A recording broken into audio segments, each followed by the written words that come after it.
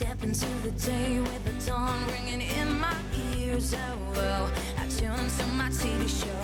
No better way, I gotta get myself into gear. Let's go. Oh, and I feel good today with my wake up in the morning espresso.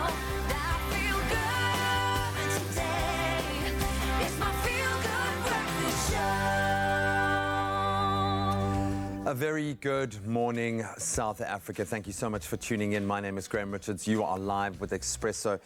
I think we can't ignore the fact that today is a very dark and intense day as an entire nation has been prompted by some devastating, some gut-wrenching stories circulating at the moment to stand up in solidarity, to say enough is enough. Maybe we are all feeling like we need in some way to get our power back, and maybe that starts right here, right now, with the way that we talk to each other, the way that we treat each other, the message that we send, that we live for our children. Maybe there is a way that we can get our power back, and it starts with something as small as the actions that we live out today. So maybe let that thought guide you today, and maybe we can start to set the kind of example that'll make us proud of this country that deserves to be put on that pedestal. Maybe it starts with the way that we treat our colleagues, and we have an opportunity as you prepare for work today to get your head into this space. Today we are looking at mental health. Being a Mental Tuesday or a Health Tuesday, we're going to turn the focus to our mental well-being, and we're going to be asking you guys on social media to inspire us a little bit, maybe give us some great tips and ideas on how you protect, look after, promote your own mental well-being in the workplace. We spend so much of our time engaging with our colleagues. You can see this is what we're going to be driving on social media this morning, so you can weigh into that conversation. Maybe just thinking about it a little bit will start to affect the way that you think, the way that you feel. There is an opportunity, as dark as times can be, to start painting a more positive picture and live that way. So share with us this morning, inspire us, inspire your colleagues, and maybe just to inspire yourself just a little bit. We're also going to be taking a look at the relationship within that family model between parents. Happy couple, happy child. Kim is going to be joining us, who is fantastic in that space. We'll hopefully again be giving you the tools to arm you to be able to do something truly remarkable today. So as negative as we could be feeling right now, let's try to stand in solidarity and to drive some positive energy out into the world. In fact, we're going to treat that as our mandate, our responsibility here on your Feel Good Breakfast show this morning. And a big part of that for me is being able to connect with the people I love so dearly in my own workspace, who I have to say definitely keep me sane. Good morning, guys. Good morning, G-Man. Some really awesome, powerful words there, and I completely concur with you.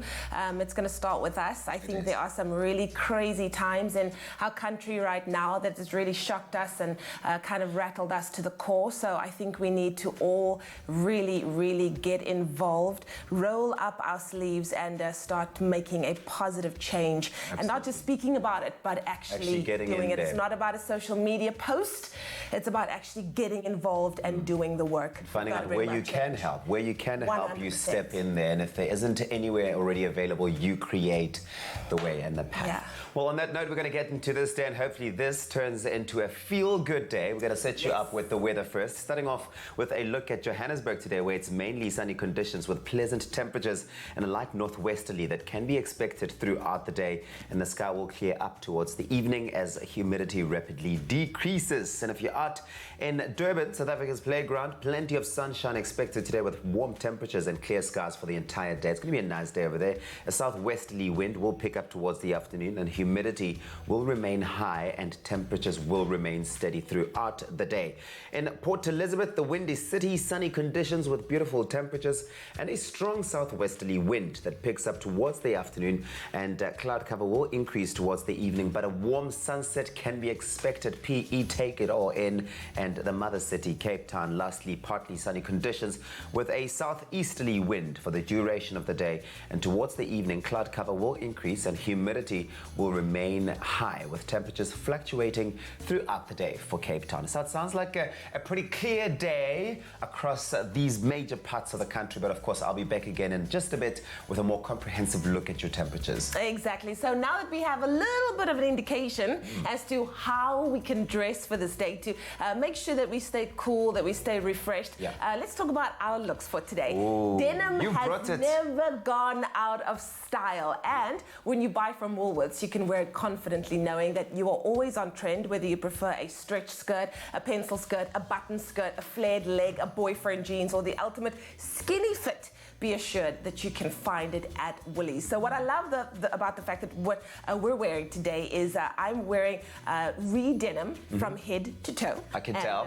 Yes. Super cool, super edgy. You know what? I decided just to do something a little bit different. So I've got a denim skirt, a black one, and I've basically paired it with this denim, because you can now mix different denims. Yes, and it looks great. You can great. only wear blue on blue or black on black. Now you can actually mix any kind of denim. And what I love is that I finished it off with this washed out denim top for that ultra funky feel and super cool vibe. So what can I say? You know, Ree is definitely an on-trend denim brand. Absolutely. Well, you seem to have it all figured out. So I'm going to need you to help me choose by letting me know, because mine looks not complete. I've got 2 jacket options here, denim as well. Wow. So also Ree, which is fantastic. 2 different types of denim colors over here. Do you want to stand quickly so we can kind of put so you've got this one here. Yeah. Right, that's option 1. That's the washed out black. Yes. And then you've got the blue, which blue. is absolutely classic. You can never go wrong.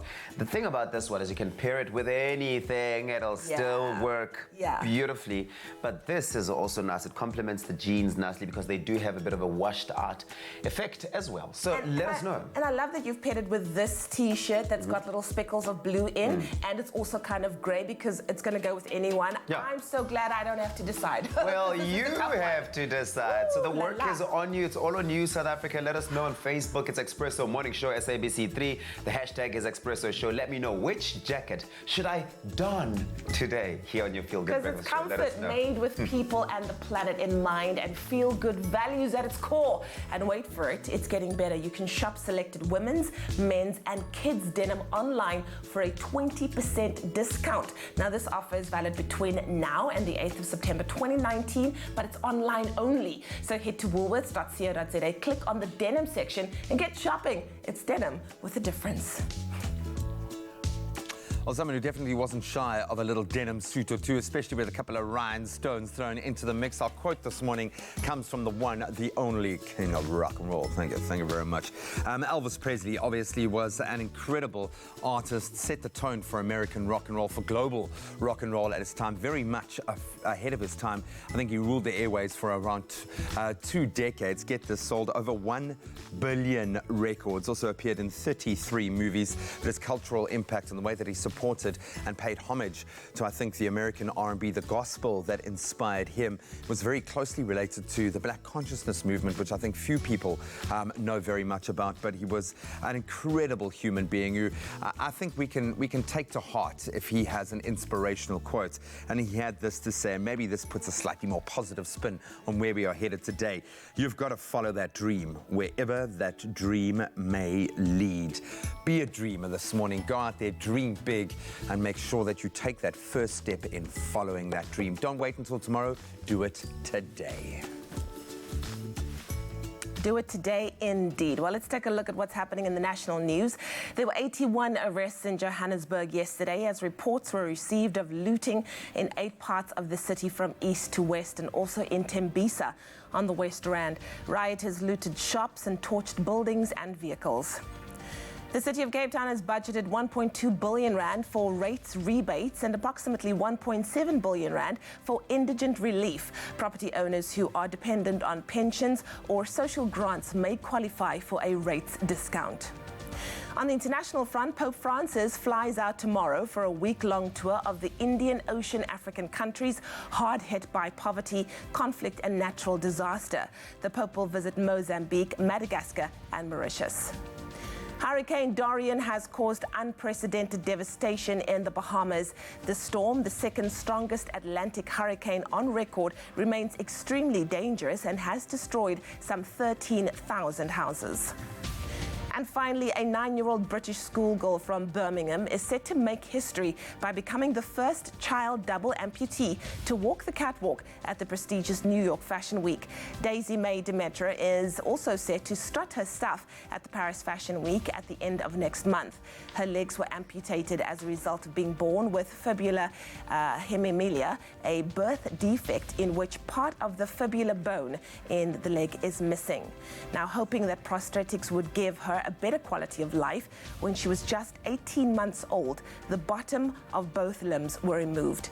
Daisy May's career has since skyrocketed in popularity. Her father, Alex, says Daisy May has had a smile on her face ever since the day that she was born. Well, that was your 6 o'clock news update. Let's get our very first look at what's happening in the world of sport. Here's G.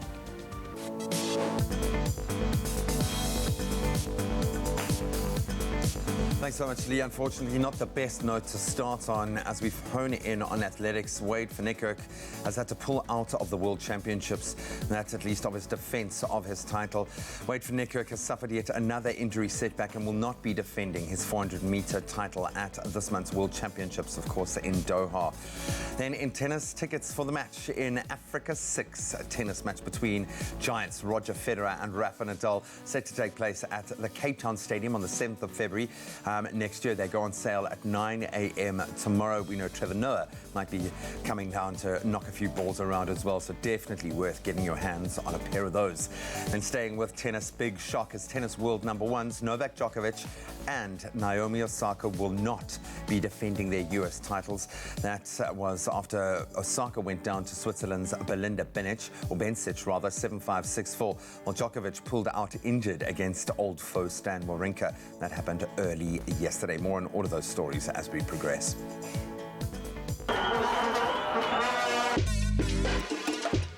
Money, money. Money, money.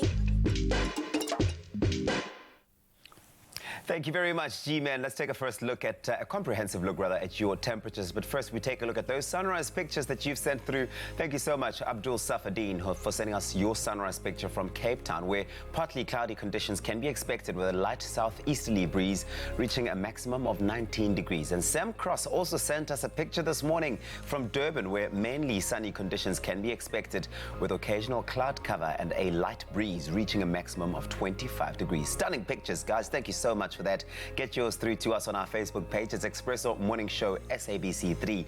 And now we take a look at those temperatures across the country. We start off in Polokwane, a low of 8, reaching a high of 26 degrees. If you're out in Mbombela today, it's 13 and a high of 29 for you. Pretoria, plenty of sunshine, 11, reaching a high of 26. With Johannesburg coming through at 10 and 24. If you're out in Mahikeng in the northwest, it's 10 and 28. Klerksdorp, 6 and your high 28 degrees. And a northwesterly wind expected traveling at 13 kilometers per hour. That's Kimberley, 7, your low, reaching a high of 28 degrees.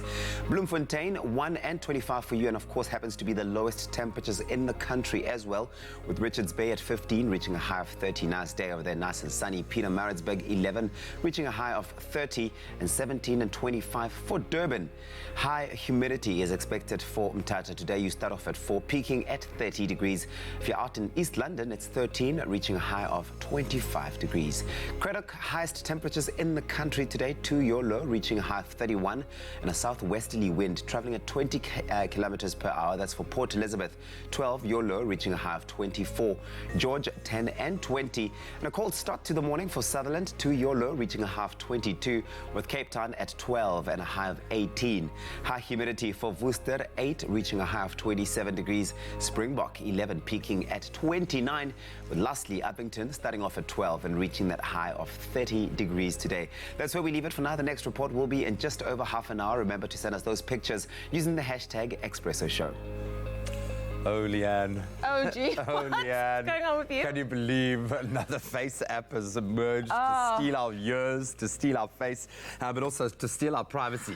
And I think it's worth just pausing for a moment to think about the repercussions of just ticking like allow, allow, allow. As cool as the apps are, sometimes you've got to read the fine print. Then really interested in a particular discussion. We know our parenting expert, Kim Abrams, is going to be in studio.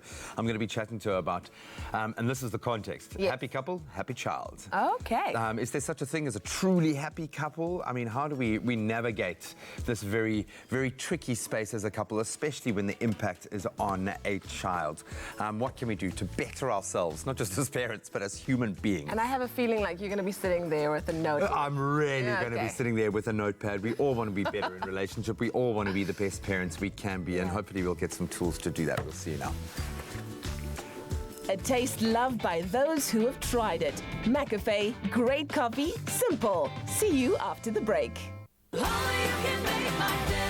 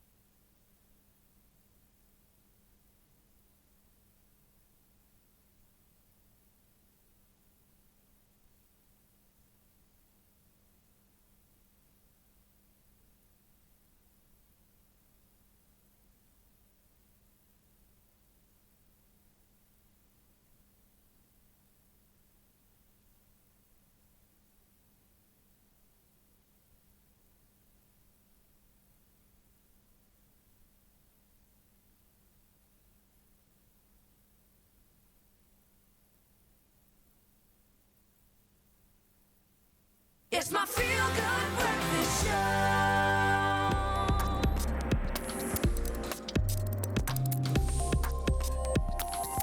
Welcome back to it. It is your Feel Good Breakfast Show. It's Expresso live right here on SABC3. It's a beautiful Tuesday morning. It is. Make it a feel good type of day.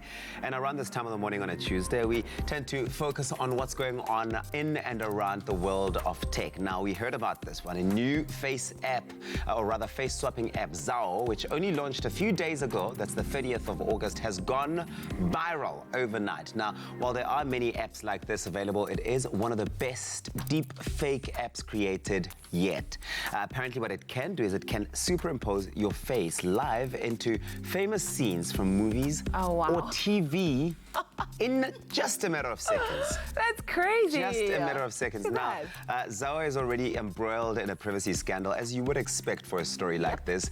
Their user agreement gave the developer some interesting rights if you use the app. Now, the company will be able to have free, irrevocable, permanent, transferable, and relicensable rights to all user-made content, which is obviously absolutely scary, which means that everything that you shoot, everything that you take off your phone using this app, they own, basically. They absolutely own. Now, after this broke, the company quickly changed its user agreements and terms and agreements and said that the app would only use imagery to improve the Zao product.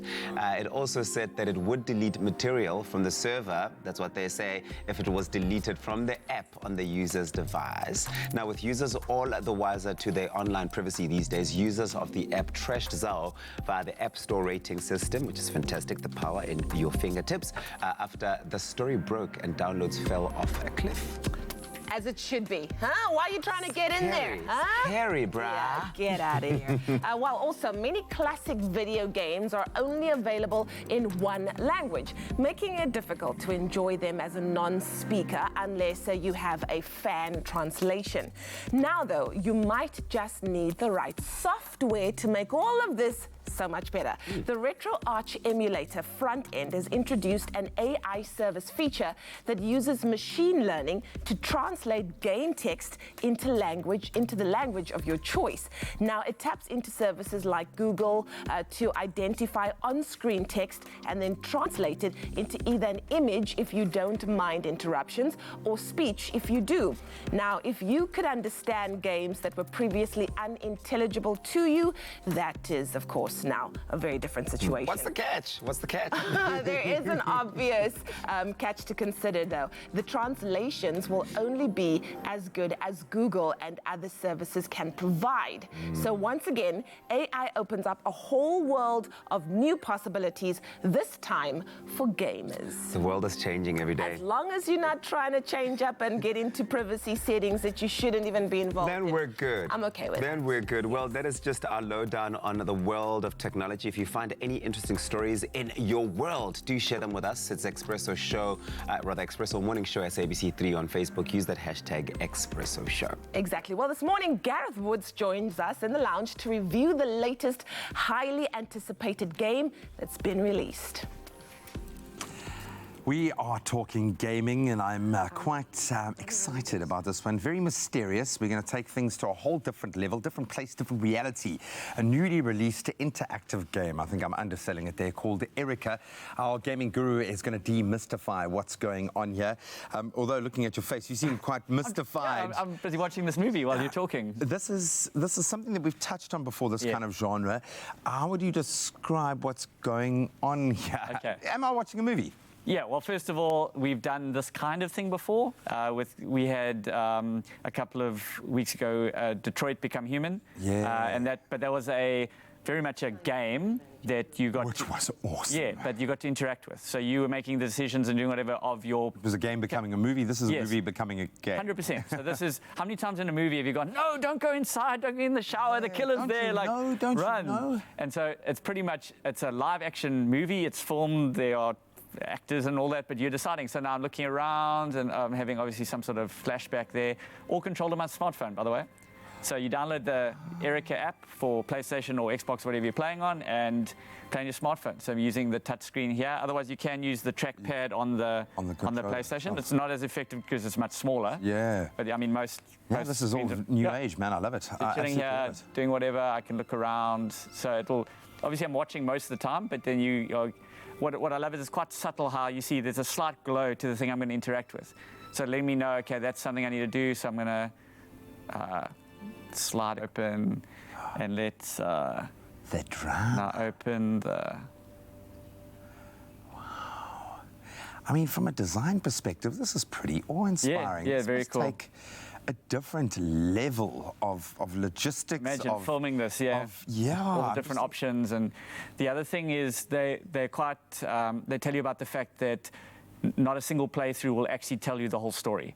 So multiple ways of being able to. Your favorite movie you can watch over and over and over again and inform the outcome. I absolutely love it. So how much time have you spent in this alternative reality? This is quite early in the game, so probably an hour or so in. Does this fit, since we're talking movies, does this fit into a particular genre of movie? Yeah, How would you describe the kind of world we're in? Definitely a thriller, as it were. So without giving away too much of the plot, it's one of those, you're this lady Erica and this murder has happened and now you've kind of investigating the death of your father. And you've gone back to this Hence kind of... the little flashback we had with the father. Yeah, 100%. So it's a nice emotional narrative. But in terms of even the music, the camera angles that you get the vibe of, it's this sort of like emotional, psychological thriller that you're going through. This being said, from the gaming fraternity, who would like this? Who do you think this... I think first and foremost, it's more of a...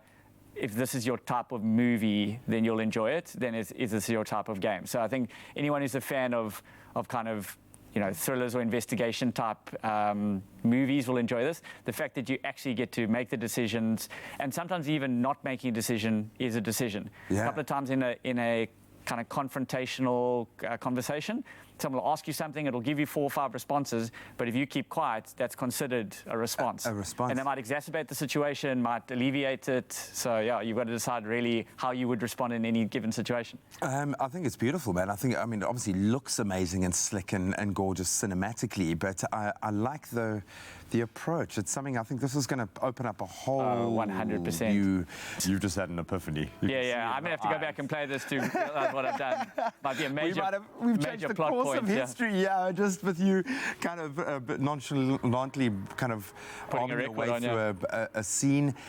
Does it carry any sort of age restriction looking at the kind of content? Who would it be for from a viewer's perspective? So it is a slightly more mature audience, but I think that's just more to do with the thematic of the movie. The complexity of the content as you would. It looks like a great performance. Visually, it looks amazing. It's got me very excited. What a cool new direction, dude.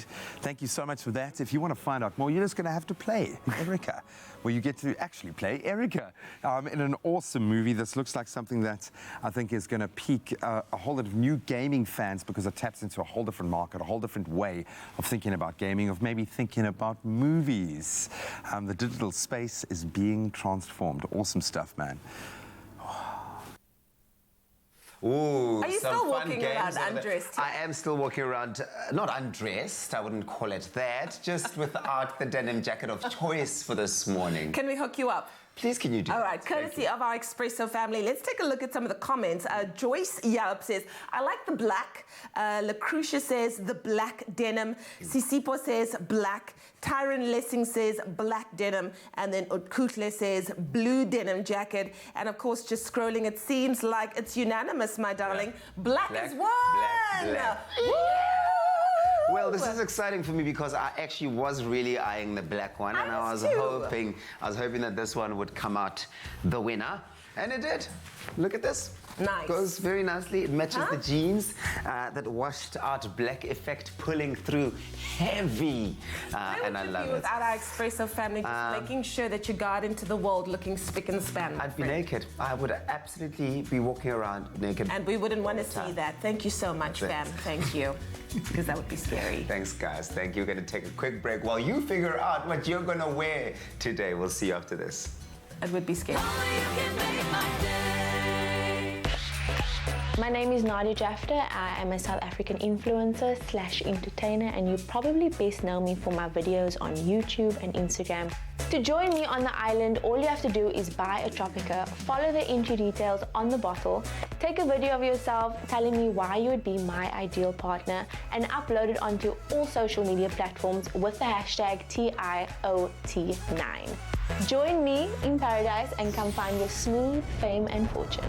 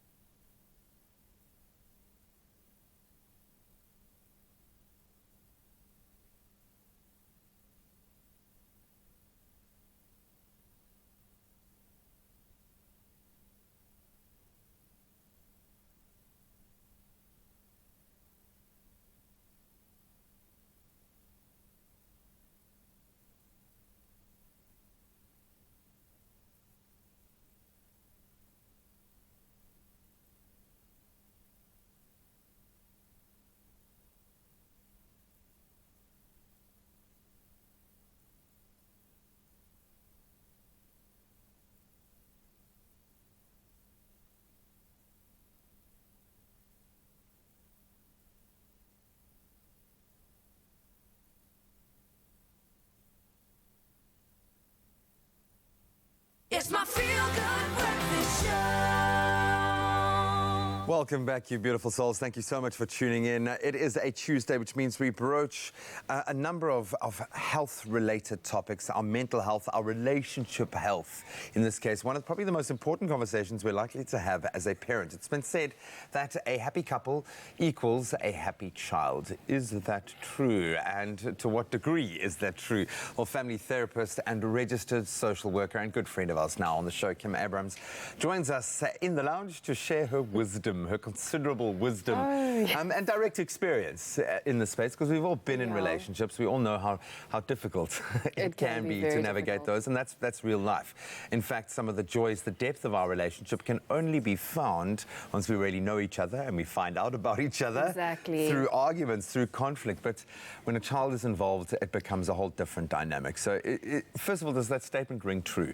Happy couple, happy child? It's a statement I totally agree with. You know, I think if you are a parent who's in a loving relationship where it's consistently stable and you're feeling secure with your partner, that just spills over onto your child. So parents have to think about their emotions are very much contagious to their children. So if you're feeling happy and secure within your relationship, it's somewhat easier to then have a happier home. And then in turn with that, we have children who feel more secure and very well loved, and they have an idea of the world that's pretty much predictable. So that all, you know, enhances their self-esteem. Continuity, we know, is key for a child, and it's not barely ever what you tell them that they learn, it's what you show them, what they feel, especially in the younger years. On the flip side of that coin, if you've got a relationship that is constantly at loggerheads and in a very negative space, what sort of impact can that have on a child? So it's important, I think, to know that no relationship is perfect. It doesn't exist. We can only strive, you know, to have healthy relationships, but perfection is something that we can't really obtain. So, you know, if we're in a relationship where we're constantly, like you say, at loggerheads with our partner, we're feeling quite angry and irritated towards them, your child picks up on that. They are literal sponges, and they will learn how to interact with other people, and they will also learn how to be in a relationship based on how you as a couple are interacting with one another. So I try to say to parents, think of your relationship as the emotional environment where your child lives in and where your child learns how to function within a relationship themselves. And a big part of that is the conflict resolution. You can give your child the tools to be able to be a fully functioning, positive member of society, because we are, in our workplace, going to be engaging in these moments of conflict, and you've got to learn how to deal with that. What are the best ways as a couple to reinforce that? Because you can't just sweep under the carpet when you're having a fight. You've got to live it, and you've got to get that out of the way and deal with it. And that can often be some of the joys in a relationship, is realizing, okay, I made a mistake. This is where, you know, she begins and ends. This is how he needs to be treated. That's how we learn and grow. How do you transfer that deeper understanding and ability to deal with relationships to your child? Yeah, so children, I think the nice part about raising children is that they are very observant. So you don't have to perhaps put too much focus on spending a lot of time explaining things to them, but the most important thing is to show them how you deal with conflict, how we resolve conflict, because conflict can be healthy. Disagreements are a part of life, but it's how we resolve those arguments in the presence of our children particularly that will help them to understand how they need to do that as they grow up and as they start to form their own relationships. It's not easy. It's much easier said than done. Well, as long as you've got the intention in the back of your mind, in your heart, then I think you're moving in the right direction. Never, ever, ever use the child as a weapon of war in that space. I think that could potentially be very damaging. And we'll get into that. We're going to continue our discussion with Kim. Happy couple, happy child. Maybe you want to weigh in with some comments on social media. Maybe you've got some gems to throw into the mix. Big or small, we've got it all. Everyone will find something at the Crazy Store. It's no wonder South Africa considers the Crazy Store the crazy fun place to shop. Crazy fun indeed. So everyone raise your hand if now that springtime has entered our lives, we feel like we want to gravitate more to salads, huh? Don't ask anymore. All of the above. It's a tick. Tick, yes, tick, yes, tick. yes. Well, get ready to turn the salad from the side dish into the main event with this fresh spring salad recipe. You can enjoy making delicious and nutritious lunches and dinners thanks to the Crazy Store's huge range of homeware items that'll make you want to eat your veggies. Ooh, eat your side dish. The side dish a huge thing for you? It's a big thing in popular culture. Common thing in your life. In popular culture. But this is really exciting. To the main event. Yes. What I really like about the Crazy Store's range of any products that we've had on the show, especially the ones that we've used in the kitchen here, is that they are so family friendly, and it's all about getting the entire family involved and really having fun with whatever it is that you're making. amazing. So today we're taking something like a salad and making it really, really fun. We're making use of the chef salad set, which is the salad bowl with servers. It is BPA free, which is fantastic. You want to know that it is absolutely safe, right? But it's also durable. I mean, you can tell this is made out of a really durable material, which means that when the kids do get involved, mum and dad aren't going to be worried about the stuff breaking. So what we're going to do today, Leanzis, is we've got over here our spinach, okay? Yes. Spinach over there. We've got over there, what is this? Strawberries. What do you call this? Feta cheese.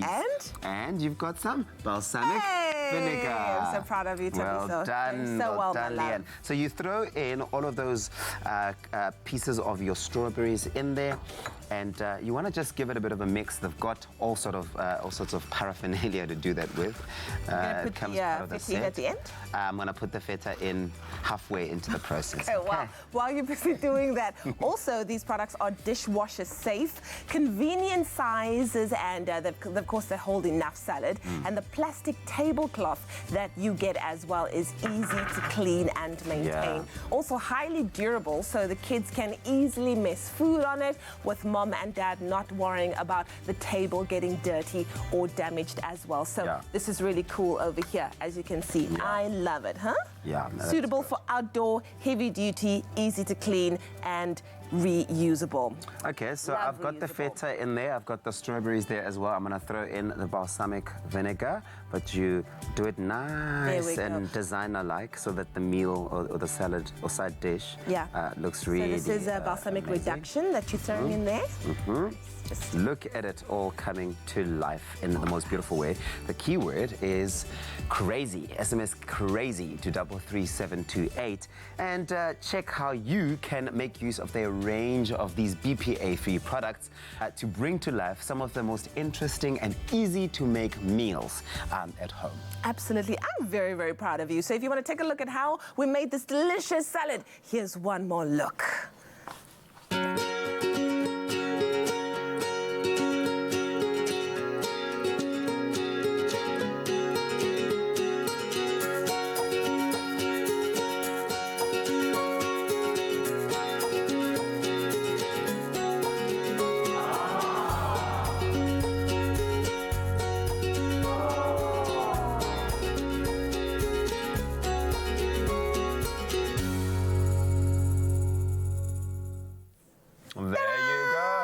That's how you make it. Absolutely delicious. Keyword is crazy. SMS crazy to 33728 and learn how to make this. But the nice thing is the convenience of size as well, which we didn't mention. Is look at how conveniently sized these are, which means that you can store enough of whatever it is that you're making in there. If it's the salad you're making in these salad bowls, you can store so much of that there'll be enough to go around. Perfect for the summer days and the spring days. This so cool. Strainers, straining spoons. I absolutely love it. This is a vibe. Which is really, really awesome as well for all the juicing, or if you really want to use it for measuring. So you can use this as a measuring jug. In fact, that's or just put everything its main in here intended and use. Mix. Yeah, that's it. Crazy. 233-728. Crazy.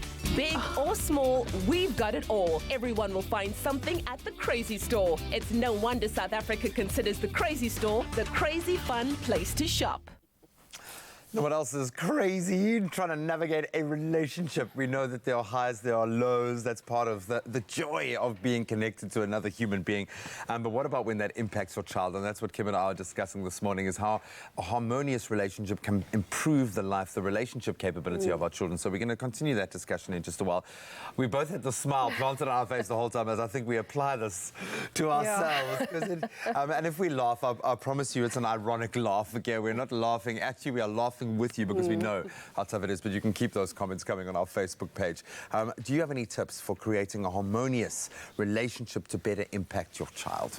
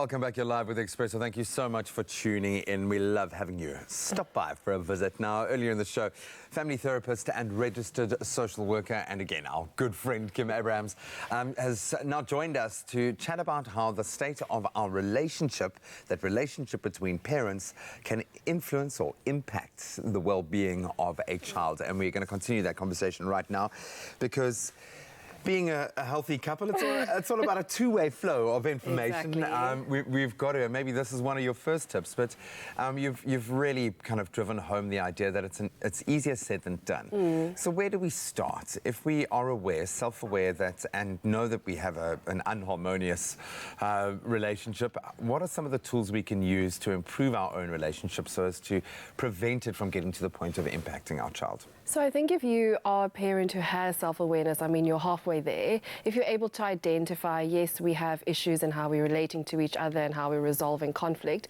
it's really important then to take the necessary steps to try to work on that, and that means taking responsibility for your relationship. So if you feel as though, you know, your conflict and your relationship dynamics are beyond your control, then I think it's really important to seek the assistance of a therapist or a trusted person who can be objective and help you through your conflict. You must remember, children will pick up on your verbal arguments and also the non-verbal things. Oh, they will yes. feel the vibe. They will absolutely absorb Don't ask your child who's right or wrong in a particular scenario. Now, we make light of it because it does affect everyone, and I think we all kind of need to sometimes take a step back and see the lighter side, but it can have very, very damaging effects on a child. Absolutely. Maybe the best red flag would be not necessarily what we see in our own relationship, but what we see in our child. When do we know, when can we identify that our relationship and what's going on between us is impacting on our child? What are some of those major warning signs? So I always like to think of major warning signs are very much dependent on the child, because each child has a different personality. You know your child, yeah. And you do know your child best. So some of the behaviors we see are children who act out quite aggressively and have really, you know, dramatic, angry outbursts, and they also struggle to self-soothe. So they struggle to kind of get themselves back down to a level of calm. This is not just, we're not talking about 2-year-olds, because... Yeah, this is across the board. This is across the board. But usually this is a child who's watched their parent respond in an angry way and struggle to regulate themselves. So that's one type of behavior we'll see.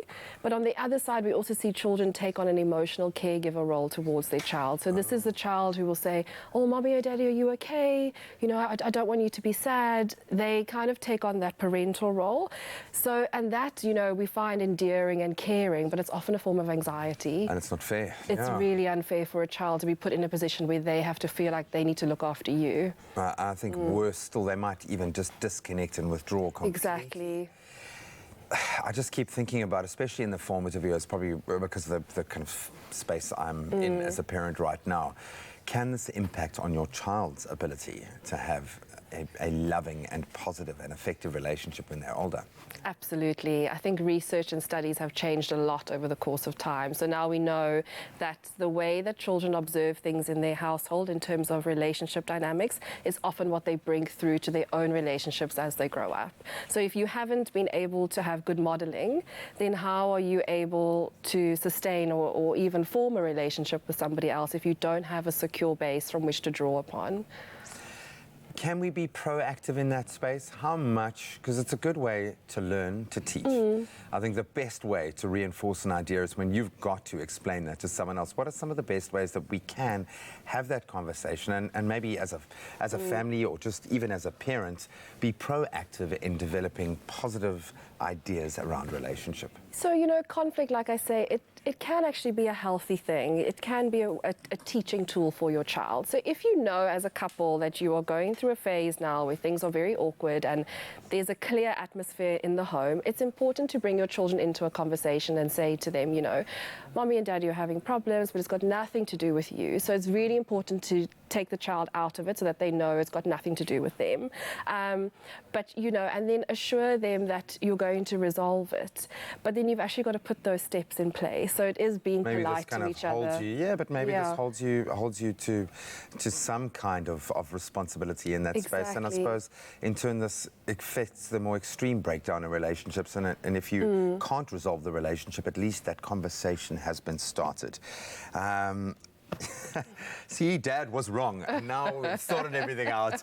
I really appreciate the fact that we've looked at this from both sides, but I think it's just about a bit of empathy, not just for each other, but for your child. Think of what your child might be experiencing when you go to those extremes, when you can't resolve something, and maybe that's a good way to put the brakes on. You're not thinking about yourself, but your child becomes the priority. Nice one. That's it.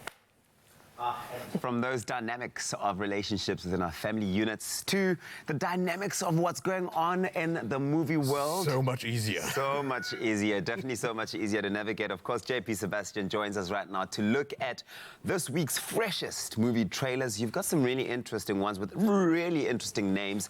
I saw Natalie Portman and I thought, okay, tell me more. Tell me more. You just think okay when you see Oscar winner Natalie Portman. No. I was like, okay, tell me more. Tell me more. So, okay, tell me more. Lucy in the Sky. Third time's the charm. So Lucy in the Sky is one of the a handful of movies that I'm still really looking forward to in the year to come, the rest of the year of 2019. No date in SA just yet, but stateside it's going to be at October, and I think that they will want this to have a wide release because it's the kind of thing that I think might get Oscar baity, you know. Well, of course. Might get kind of buzzed because she's the kind of actress she's almost a specialist in crazy, like since Black Swan, or anyone undergoing a huge amount of stress, like say Jackie and the world being on her shoulders. Lucy in the Sky, however, is the world is on her shoulders somewhat. Yeah, and wanting to maybe release herself from a world that she thinks is now inconsequential. I'll ask you this: when last time you were overseas, and you were there for a long enough time, did you come back and you feel like you had a mental shift compared to the people still back home? Did you look at people differently? I was never there long enough to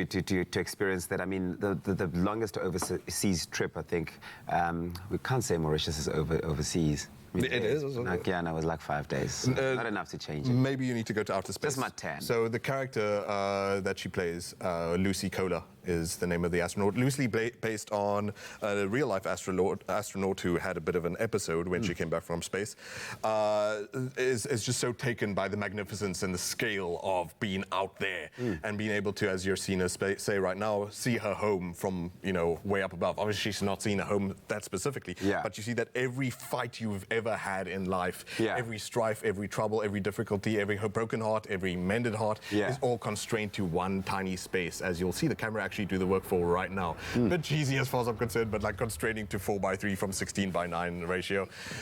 So the second she gets back to Earth, she feels like she belongs one place only, and that's back up in the sky, back up in outer space. Everything else back on Earth just seems so insignificant. It's almost muted for her, and you'll see, like, with more visuals in the trailer, like even when they're having family dinner, they're all joined hands in prayer, and everyone's closed eyes and smiling for the meal they're about to eat, and her eyes are open, and she's just staring off into the distance somewhere else. So this starts to worm into her psyche, and she actually starts to become viciously competitive with other astronauts about winning the spot for the next mission, including John Hamm, who is also in this.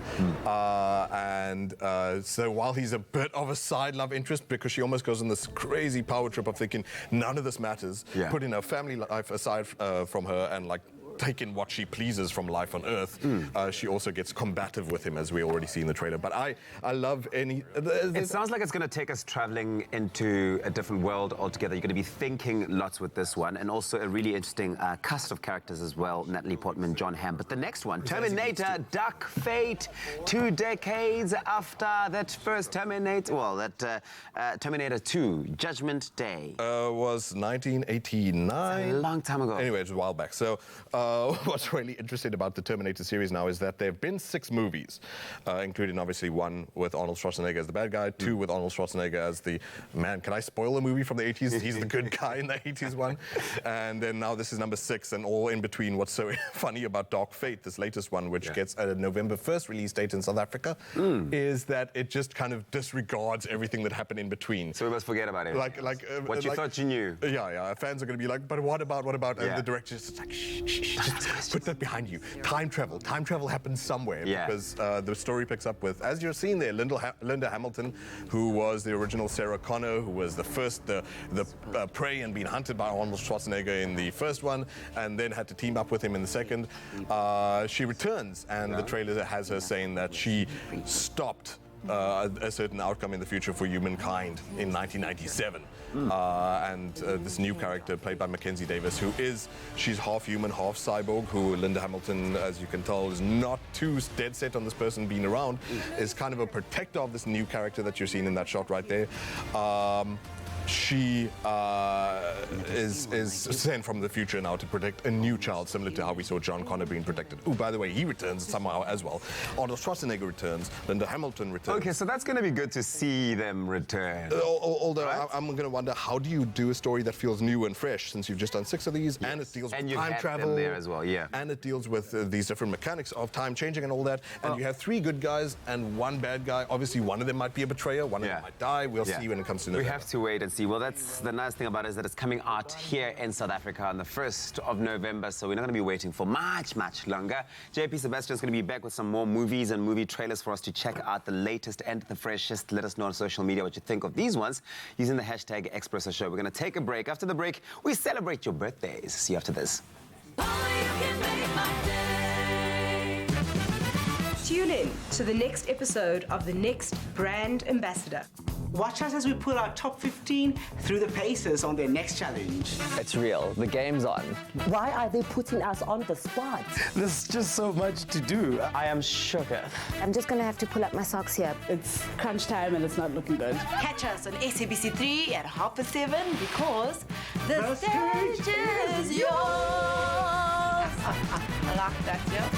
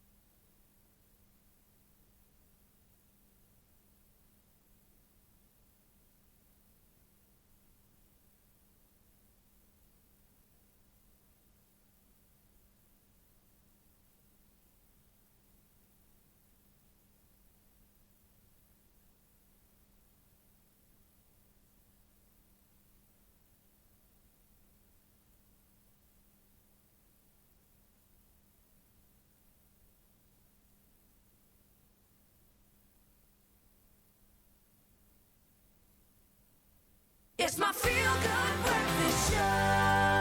Happy birthday, a very happy birthday to you. Hey, it is your birthday. Well, hopefully it's your birthday, and hopefully, just maybe, we're going to read your name, your very special dedication live out on air as we speak. We got a ton of birthdays to get to, so thank you to all of those loving families who sent through dedications. Let's kick it off.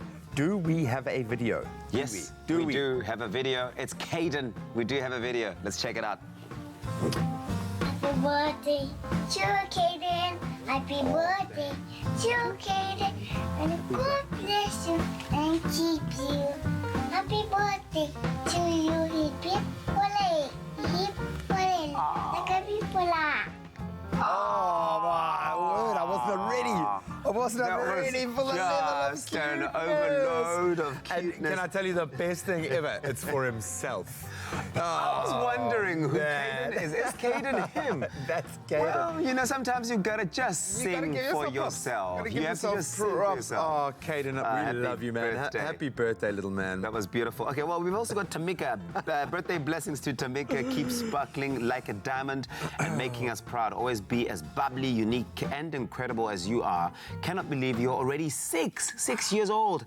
Dad, Mum, Nishan, and the rest of the family, they love you a lot. Happy birthday, Tamika. And then we also have one for Katie Yeovil. Or is it Heuvil? Yeovil. A happy 5th birthday. Enjoy your day, little kiddo. Love you too much. This is from Mummy, Ma, Nana, and Scala. Happy birthday. And then a happy 8th birthday to this cheeky little flower, Kiara. Hoping you enjoy enjoy your day. May God bless you many, many, many more years to come. That's from your mommy, your daddy, your grandma. They love you so much, Kiara. Happy birthday. And that's Kiara Anslin. Then Mpho Motsei is turning 4 years old today. Look at Cuteness that. overload today. Your auntie wishes you a very blessed, happy birthday. We love you lots. Mpho, happy birthday, little guy. Today's also Oma Selma Leroux's 89th birthday. Oma Selma, 89. wow. Here's the message. It says, we would like to wish our mother, grandmother, and great-grandmother a very blessed birthday. Thanks for being such an inspiration to us. We love you very much, Oma. This is from your loving children, your grandchildren, and your great-grandchildren. Sure. Happy 89th. This is beautiful. And then Annie Miller is turning 97 years old today. And that is just incredible. What a milestone age. Wow. What a milestone age. And looking so incredible, a supermodel, honestly. It says here, we just want to thank the Lord for adding another year to your lifespan. This is from your children, your grandchildren, and your great-grandchildren as well. Beautiful. 2 great-grandmothers. That's something to celebrate. I love it. Then we'd like to wish Peyton Paisley October a happy 4th birthday. Happy birthday, Peyton. It's from Mommy, Daddy, and your older sister, Logan.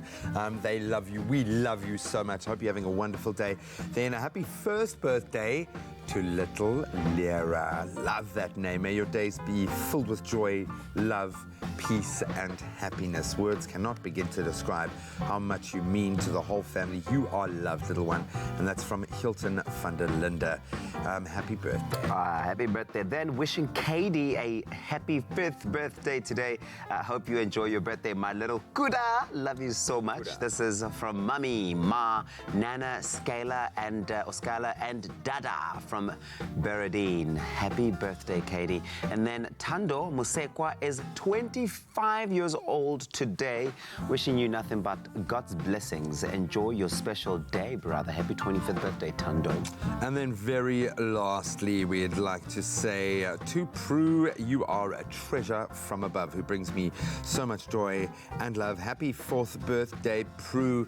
I'm guessing that's from your family. That's from us as well. We absolutely love all of you. Hope you're feeling really special now. Hope you've had your moment in the sun and it's made you feel like it's your birthday. But we need more videos, guys. Yeah, we do. More we do. Awesome videos of people singing happy birthday to themselves. You can WhatsApp that video to 071 640 6551. We'd love to hear from you. And you can still email us birthdays@kadova.tv with a picture of the person celebrating their birthday and a message. Happy birthday, everyone. We love you. Mwah. And in your national news this morning, there were 81 arrests in Johannesburg yesterday as reports were received of looting in 8 parts of the city from east to west. And also in Tembisa on the West Rand, rioters looted shops and torched buildings and vehicles. The City of Cape Town has budgeted 1.2 billion rand for rates rebates and approximately 1.7 billion rand for indigent relief. Property owners who are dependent on pensions or social grants may qualify for a rates discount. Now moving further abroad, Pope Francis flies out tomorrow for a week-long tour of 3 Indian Ocean African countries hard hit by poverty, conflict and natural disaster. The Pope will visit Mozambique, Madagascar and Mauritius. Hurricane Dorian has caused unprecedented devastation in the Bahamas. The storm, the second strongest Atlantic hurricane on record, remains extremely dangerous and has destroyed some 13,000 homes. And finally, a 9-year-old British schoolgirl from Birmingham is set to make history by becoming the first child double amputee to walk the catwalk at the prestigious New York Fashion Week. Daisy Mae Demetra is also set to strut her stuff at Paris Fashion Week at the end of next month. Her legs were amputated as a result of being born with fibula hypomelia, a birth defect in which part of the fibula bone in the leg is missing. Hoping prosthetics would give her a better quality of life, when she was only 18 months old, the bottom of both limbs were removed. Daisy Mae's career has since skyrocketed, though, in popularity.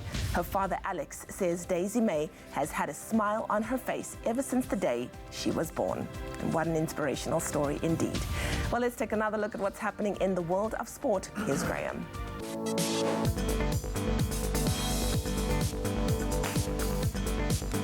Unfortunately, we don't start on the best notes, honing in on athletics. For Nick, we know, has had to pull out of the World Championships defence. South Africa's Wade van Niekerk has suffered yet another injury setback and will not be defending his 400-metre title at this month's World Championships in Doha. In tennis, tickets for the match in Africa 6, a tennis match between giants Roger Federer and Rafa Nadal, set to take place at the Cape Town Stadium on the 7th of February next year, will go on sale at 9 a.m. tomorrow. We know that Trevor Noah and Bill Gates might be knocking a few balls around, so definitely worth a look in. Then on to more current tennis news, and a massive shock at that. Tennis world number ones Novak Djokovic and top seed as well, Naomi Osaka, will not be defending their US Open titles. That was after Osaka went down to Switzerland's Belinda Bencic 7-5, 6-4, while Djokovic pulled out injured against old foe Stan Wawrinka early yesterday. That's where we leave our headlines for now.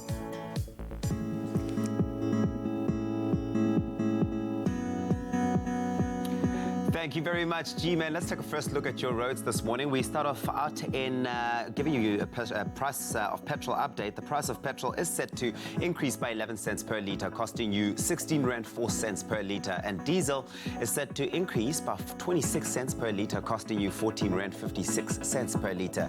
Now, this is due to the continuing poor rand performance against foreign currencies. And now we take a look at those roads, starting off in KwaZulu-Natal, out in Camperdown. On the N3 eastbound, there has been an accident after Camperdown interchange obstructing the left lane. Delays can be expected, so please be patient on the roads this morning. And in the Western Cape, Makassar, there has been an accident on the N2 inbound before Baden-Powell Drive. The road is currently closed and causing heavy delays, so please do use an alternative route this morning. And off to the trains, there are overhead electrical problems between Langa and Loverstown, impacting the outbound Loverstown train service. Outbound trains operate via Tygerberg and inbound trains operate as scheduled. Commuters are advised to please make use of an alternative mode of transport between Mutual and Belleville. And that's where we leave it for now. The next update will be in just over half an hour. Don't fear the flu. Boost your immune system with Effaflu C Immune Booster by Pharmadynamics. Effective, affordable healthcare. Now, we've asked you to send in your beautiful sunrise pictures this morning. Thank you so much, Pat Harris, for sending your sunrise from Kleinbos and Tsitsikamma, where intervals of cloud and sunshine can be expected with pleasant temperatures reaching a maximum of 22 degrees. Shama Naidu also sent us her sunrise picture from Pietermaritzburg, where plenty of sunshine can be expected with warm temperatures and little to no wind, reaching a hot maximum of 30 degrees. Thank you so much for that. We take a look at those temperatures, starting off in Polokwane, where a low of 8 is expected today, reaching a high of 26. If you're out in Mbombela, it's nice and sunny today, 13. Your low reaching highs of 29. Pretoria, plenty of sunshine for you there, 11 and 26. If you're out in Johannesburg, 10, reaching a high of 24. With Mahikeng starting off at 10, peaking at 28 degrees today. Klerksdorp, 6, your low reaching a high of 28. And northwesterly wind is expected for Kimberley, traveling at 13 kilometers per hour today. 7 is your low, and you will peak at 28 degrees. Bloemfontein has the lowest temperatures in the country today. Your low is 1, reaching a high of 25, with Richards Bay coming through at 15 and 30. Pietermaritzburg, your low 11, reaching highs of 30. Durban 17, minimum and a maximum of 25. High humidity expected for Mthatha today. 4 is your low, reaching a high of 30. With East London sunny today, 13, your low, kicking a high of 25. And the highest temperatures in the country today, that's Craddock 2, your low, peaking at 31. And a southwesterly wind of 20 kilometers per hour, traveling in Port Elizabeth at 12, your low, reaching a high of 24. And at George, 10 and 20. A cold start to the morning for Sutherland. 2 is your low, reaching a high of 22. With Cape Town coming through at 12 minimum and a maximum of 18 degrees. High humidity is expected for Worcester, 8, your low, reaching a high of 27. With Springbok at 11 and 29. If you're out in Springbok, or rather Uppington, not Springbok, 12, reaching a high of 30. Those are your temperatures today. Remember to send us those beautiful sunrise pictures onto our Facebook page. It's Expresso Morning Show SABC3. I'll be back with another update in just over half an hour. Thank you, Tabzi. Well, talking about Thabiso, it seems like he's got something special in store for us after the break. Something truly delicious. You can tell a lot about a man by the kind of sandwich that he likes to eat. But this is nostalgic, yeah? Can you describe what you're going to be making for us? I can't describe it. You're going to have to actually just return and experience it with your own eyes when I make it. It's like the Matrix. No one can tell you what it is. You've got to experience it for yourself. Absolutely. And does that mean, so can I eat it right now and experience it for myself to understand what we're You have no idea. Eat it yet. It's all happening after the break. Hammanskral, stand all the way up because you're about to be represented. Yeah. Boiled eggs also. Nice. Get an insurance quote and stand a chance to win one of 6 Samsung S10 smartphones. Simply SMS the keyword insure to 31492 for a callback and quote, and you could be a winner.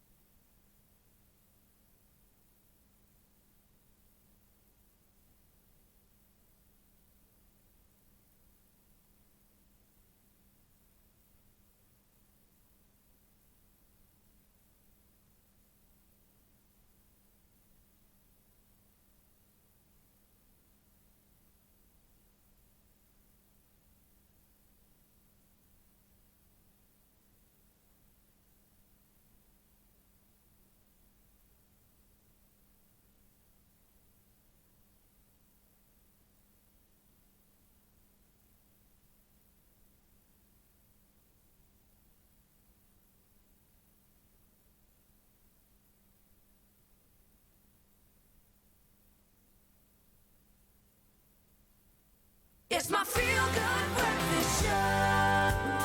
Zasco, baking together since 1930.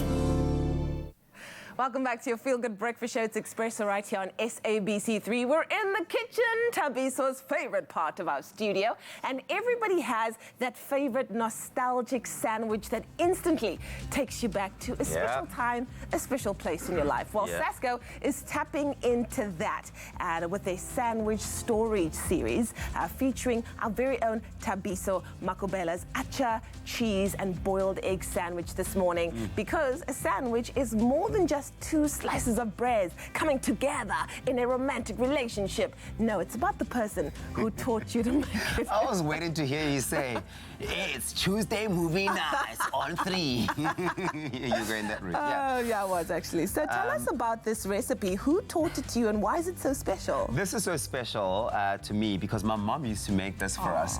So in the township, gotas are a big thing. So much like in the Western Cape, you've got the Gatsby. And most people will have a Gatsby every day, and I don't know how they can do that, but people do. Levels. Those are the levels that we're talking about. Where I come from, a gota is what you have, and most people have it almost every day, but gotas can be quite expensive. So my mother devised this plan to be able to make something close enough to a gota using only the stuff and the ingredients that she's got at home, and we could eat this almost every day. Moms are amazing. Moms are amazing. That ability to just make a plan and make something out of nothing and still make it so magical. And the thing is, you don't realize that something is magical until years later you reflect and you go, hey, that was quite something. I missed that. That brought joy to my life. It did. So let's look at the ingredients that you need for this today, the sandwich. It's a very uncomplicated one, this one, and that's why you're able to make it almost every day. You've got cheese, and you can use any type of cheese that you prefer.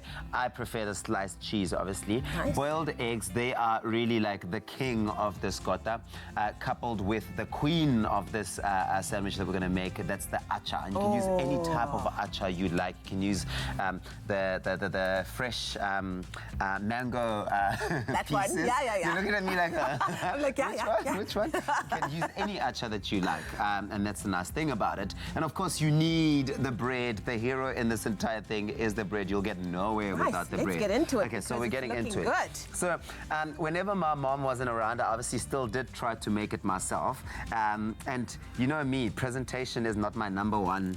Yes, we know. Skill. Are you making for both of us? I'm making for both of us because that's the whole thing. The whole thing about this sandwich is that people want to share it with you when you've made it, right? So you've got the slices of cheese over there, and you get your acha nicely laid on there, a bed of acha. And the nice thing about acha, because it's your own thing, you can make it your own. All right, I'm going to let you do your own thing. You know, because I'm listening to you heavy breathing down my neck. Heavy almost breathing, as if to say, isn't that a lot of acha? But no, I love it. The more acha, the better. The more now, acha, the great thing about a sandwich is that anyone can make one. However, it is the love and the care that goes into making it that makes it so special and memorable. So do you have any stories or memories about your favorite sandwich and what it reminds you of? Well, all you have to do is let us know on our Facebook Expresso page, our Expresso Facebook page, and we would love to chat about your memories with regards to your favorite sandwiches. And here, ladies and gentlemen, now I'm cutting.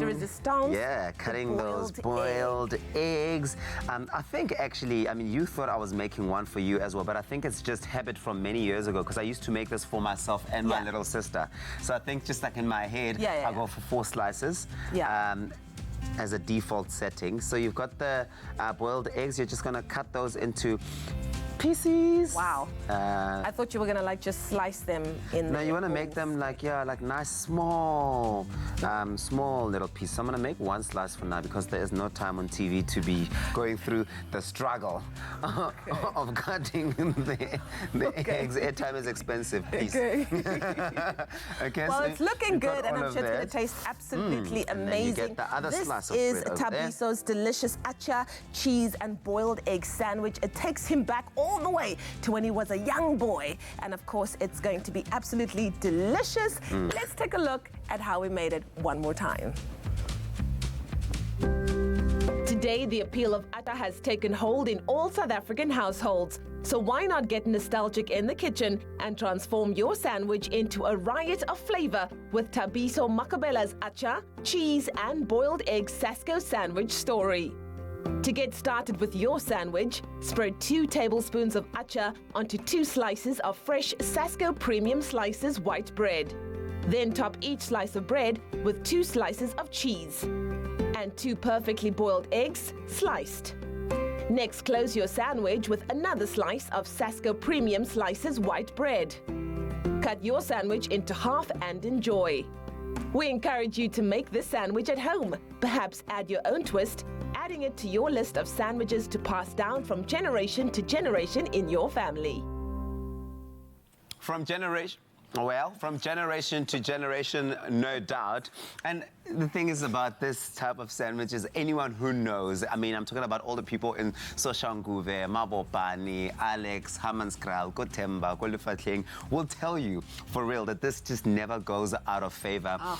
Just as it was relevant in 1998 and the sandwich to make, 2019, it still continues to be the thing to have. I love it. Sasco to 33728 will gladly send you the ingredients list and the link to the recipe, and you could be making this delicious, nostalgic sandwich courtesy of Thabiso's family. You could be making this yourself. Shall we taste? Yeah, I want you to let me know. The proof is in the pudding, my friend. It is. Let me know what you think. You must also taste. I am tasting. What do you mean? Beautiful. Your mom, love her. And me and my mom. Actually, just the mom, but she's... Sasco, baking together since 1930. Thanks, brother. Beautiful story behind a beautiful sandwich. From the ultimate sandwich, maybe to the ultimate outdoor family and living on an eco-estate where the environment is very much as much a part of her home. Vanessa Sands has found a pretty brilliant new way to decorate. It combines the most natural looks with durability, convenience, little high tech, and the most stylish finishes, all thanks to Heirloom. We're all looking to do some home renovation now and then. Vanessa's discovered an innovative way to redo floors and see the results before the first luxury vinyl tile is laid. Heirloom has got a very exciting new process of scanning. What we do is we come into the client's home and we scan the space, and that picks up accurate measurements of the floor space and the wall space, everything, and then it gets converted into a computer-generated scan. Using the CAD file, we're able to actually generate a photorealistic 3D space. So she'll be able to see the couches we've laid down, the rugs, the flooring, and be able to make an informed decision. No more guesswork as to shall I go dark floor or light floor. The Heirloom scanning process is amazing. In real time, we can now drop in different types of flooring. I can choose these different carpets and pop them into the room, and voila, you can see exactly what your home is going to look like. We are moving towards the idea of using a luxury vinyl tile, which is incredibly practical, especially since she's got a little toddler running around. When people think vinyl, they think like back to the 70s and 80s, and they think, wow, and this is not the case at all. This flooring is absolutely incredible. It looks and feels like wood. It doesn't cost nearly as much as solid hardwood flooring. In terms of the rugs, we're moving towards the range which is called Inside Out. The reason for that is it's water resistant, so you really can use it indoors. A lot of people put it on a patio. Vanessa's thinking practically. She's thinking muddy feet and easy cleaning. And the color we're looking at is this beautiful silver mint color. It's iridescent, and I think with all the natural light that she has in her home, it's gonna work beautifully. We've gone with a relatively neutral palette in terms of the flooring so that we can bring in pops of color, like these gorgeous locally manufactured printed rugs, and I can't wait to see which ones we're going to be incorporating into the space. Easily, efficiently installed, these waterproof, easily maintained luxury vinyl tiles are naturally insulating, keeping you warm in winter, cool in summer, and in style, whatever the season. The end product is really beautiful, it's incredible, it works well in the space, it's super, super easy to clean, so I'm really, really happy. I'm so happy with the end result. Vanessa and I, we spent a lot of time choosing this floor. She knew what she was after. It was kind of keeping in line with the environment in this beautiful security estate. We're on the mountains, so these kind of cool natural tones, but it's not too grey. There's a beautiful warmth in it, and it just flows through the house so beautifully. The whole process was really seamless. I like to think I've got a good eye for interior, but I'm not a professional by any stretch of the imagination. So I found the process of working with tech and decor together really, really awesome, because I could see what the space was going to look like, and it just took the guesswork out of it. So it was really, really cool. It was actually really lovely working with Vanessa. She was really open-minded to different options, and the fact that it was a new build also was exciting because it was a bit of a blank canvas, a lovely space to work within. So besides the flooring, which was a beautiful choice in the end, we also spent quite a lot of time thinking about the rugs that would go in the space, and she had a lovely vision of this airiness using the kind of light that's coming in these top windows, and it's kind of reflected in the rugs, this beautiful silver mint color that we've chosen. One of the beautiful things about this home is that we were able to use the luxury vinyl tiles throughout the home. The living area, down the passage, into the bathrooms, in the kitchen. It's water resistant, so it really is a wise choice for those functional areas. The application doesn't just put the flooring in for you. With Heirloom, you can also put the carpets in, and you can choose your color, your design, the size, and that's what's really awesome, because you really don't know what it's going to look like. Vanessa was quite clear in her mind about the fact that she wanted a very natural look for her wood, and I think that we achieved that, even though there are hints of grey in there, which are definitely, it's a trend through the house. It's not a cool grey, we've got warmth through there. There's a beautiful knot in the wood and variation in the colour. So I think this colour was actually spot on. Wow, absolutely gorgeous. Eliminating the guessing game out of home decor and incorporating tech savviness, definitely the way forward. And I think helping us make better, smarter and more informed design choices for our spaces with the Heirloom's customized experience. Pretty cool to experience for ourselves. But if you want some inspiration, maybe a bit more information, you can visit Heirloom's website, and that's heirloom.co.za. Well, Leanne gets busy with her own tech savviness in the background. We'll show you those pics later, I promise you. Let's take a quick ad break. We'll see you now.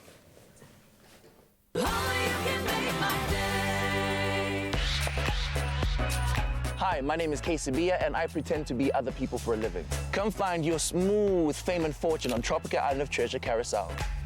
To join me on the island, all you have to do is buy a bottle of Tropica, follow the entry details, upload a video of yourself telling me why you'd be my ideal partner. Upload it on social media, Instagram, Twitter, and Facebook.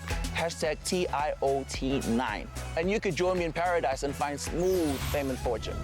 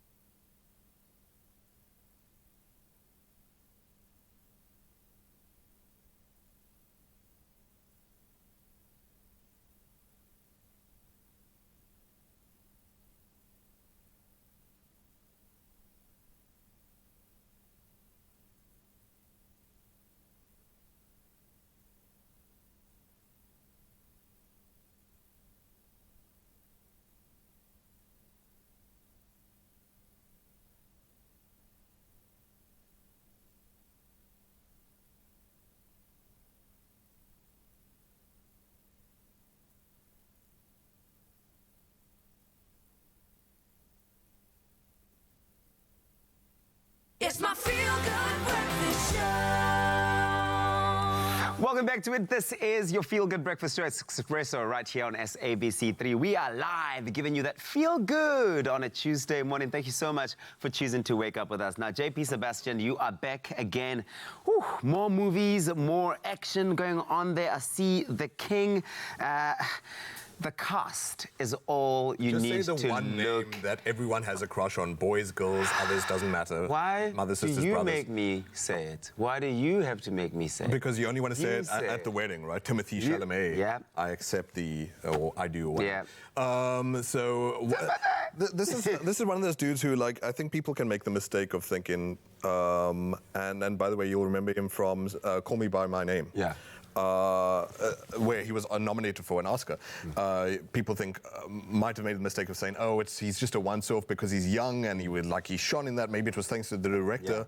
Yeah. The King looks really promising for him as well. The dude's 23 years old, and that's the thing about it is he's so young, but And he's playing such delicate parts. Yeah, but even then, so well, right? Yeah, and already from this trailer, I was impressed that, if you take someone like Tabiso or JP and you say, hey guys, improvise a scene, do some acting, we'll think that, oh, large and size and shouting and emotion is what acting is all about. But unfortunately, in this trailer, they show that just in these scenes where he's in discussion with other people, he shows this level of restraint and just showing a bit of a 10% of what he wants from deep down inside and then pulling back.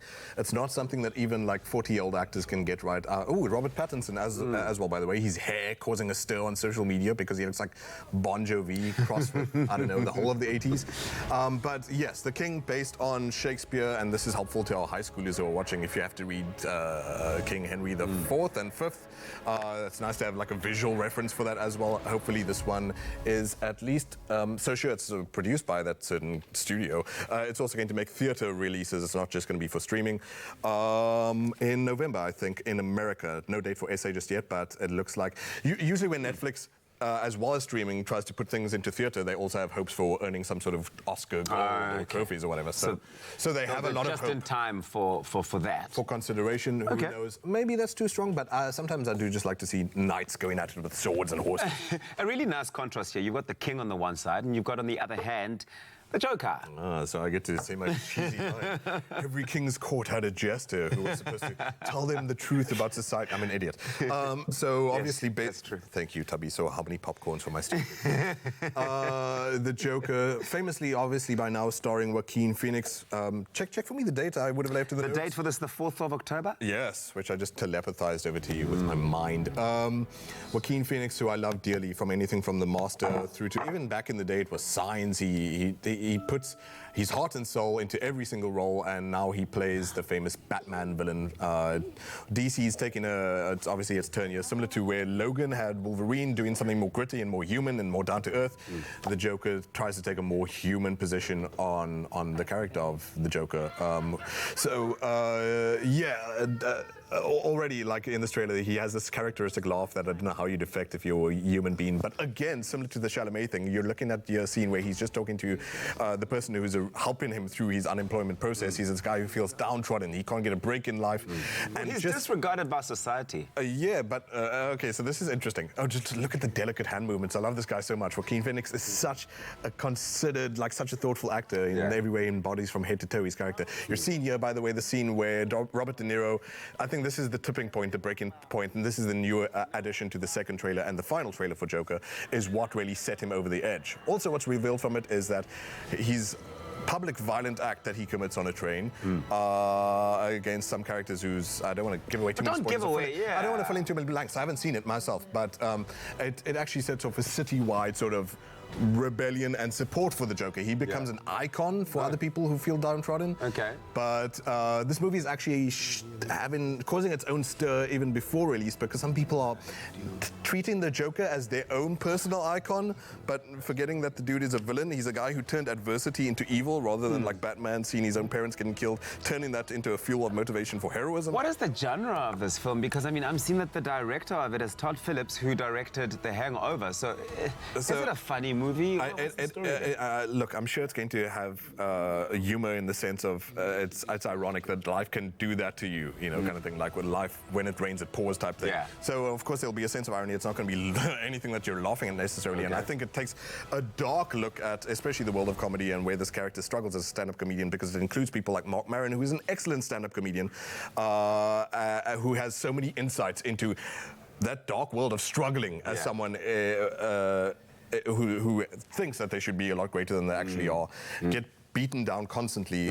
So I think... And then we see him rise. You might get some chuckles at like the macabre and the irony and all that kind of stuff, but I think it's obviously taking a very dark angle and almost a biographic look at the character. Okay, fantastic. JP Sebastian, I see you are hugely obsessed with these delicate movements and delicate speech and the ability to do Not everything is the words in the actor's mouth, man. Thank you so much for this lowdown on all the movies that are yet to come. What's this portray? Of course, a little bit later on, we're going to be seeing a movie. It's called After the Wedding with JP Sebastian here on your Feel Good Breakfast Show. Right now, though, it's time for the news. That means wedding and acting.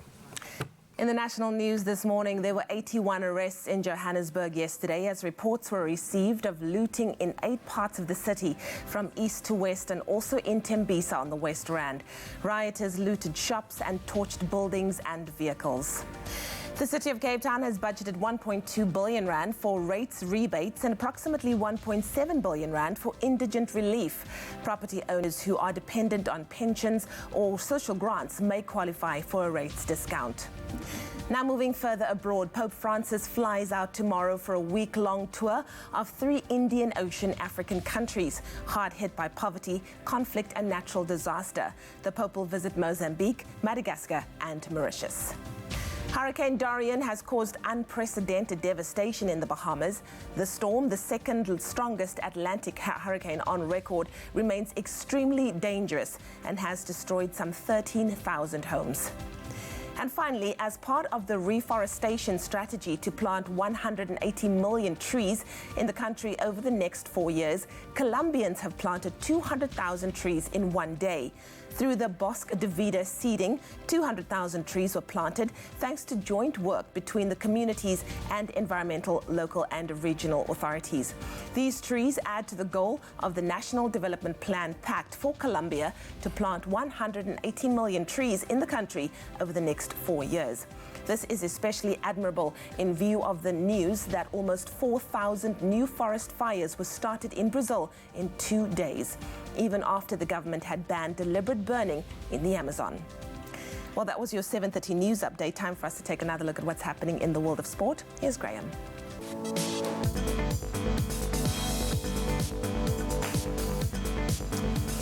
Just touching on some of those major sporting headlines, not the best note to start on. Wade van Niekerk pulls out of the World Championships defence. We know South Africa's Wade van Niekerk has now suffered yet another injury setback and will not be defending his 400-metre title. That, of course, at this month's World Championships in Doha. Then on to tennis. Tickets for the match in Africa 6 tennis match between giants Roger Federer and Rafa Nadal set to take place at the Cape Town Stadium on the 7th of February next year. They will go on sale at 9 a.m. tomorrow.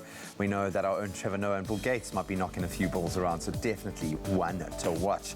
And then staying with more current tennis news, and a big shock at that. Tennis world number ones, Novak Djokovic and Naomi Osaka, both top seeds of the US Open, will not be defending their US Open titles. Osaka went down to Switzerland's Belinda Bencic 7-5, 6-4, while Djokovic had to pull out injured against his old foe Stan Wawrinka early yesterday. We'll expand on those headlines in a half hour.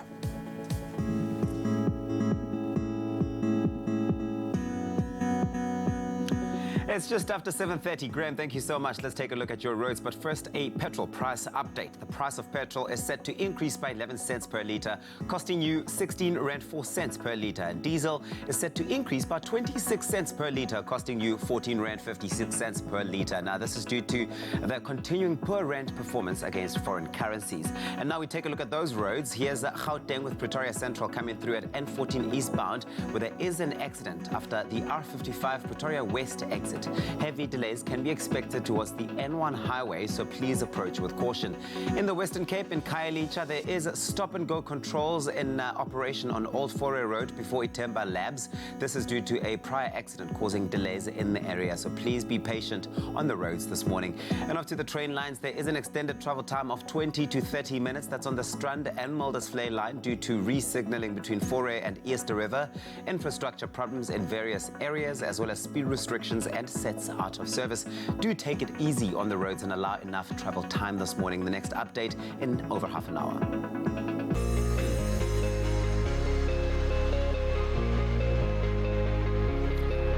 Now we take a look at those beautiful sunrise pictures. Samuel B. Jacobs, thank you so much for sending us your sunrise picture from Beaufort West out in the Western Cape, where an abundance of sunshine can be expected today with very warm temperatures and clear skies reaching a maximum of 30 degrees. Sounds like a beautiful day. Almay Liebenberg sent us her sunrise picture from Gordons Bay, where mainly sunny conditions can be expected with increasing cloud cover in the evening and a light breeze reaching a maximum of 19 degrees. Stunning day, stunning picture. Thank you so much for that.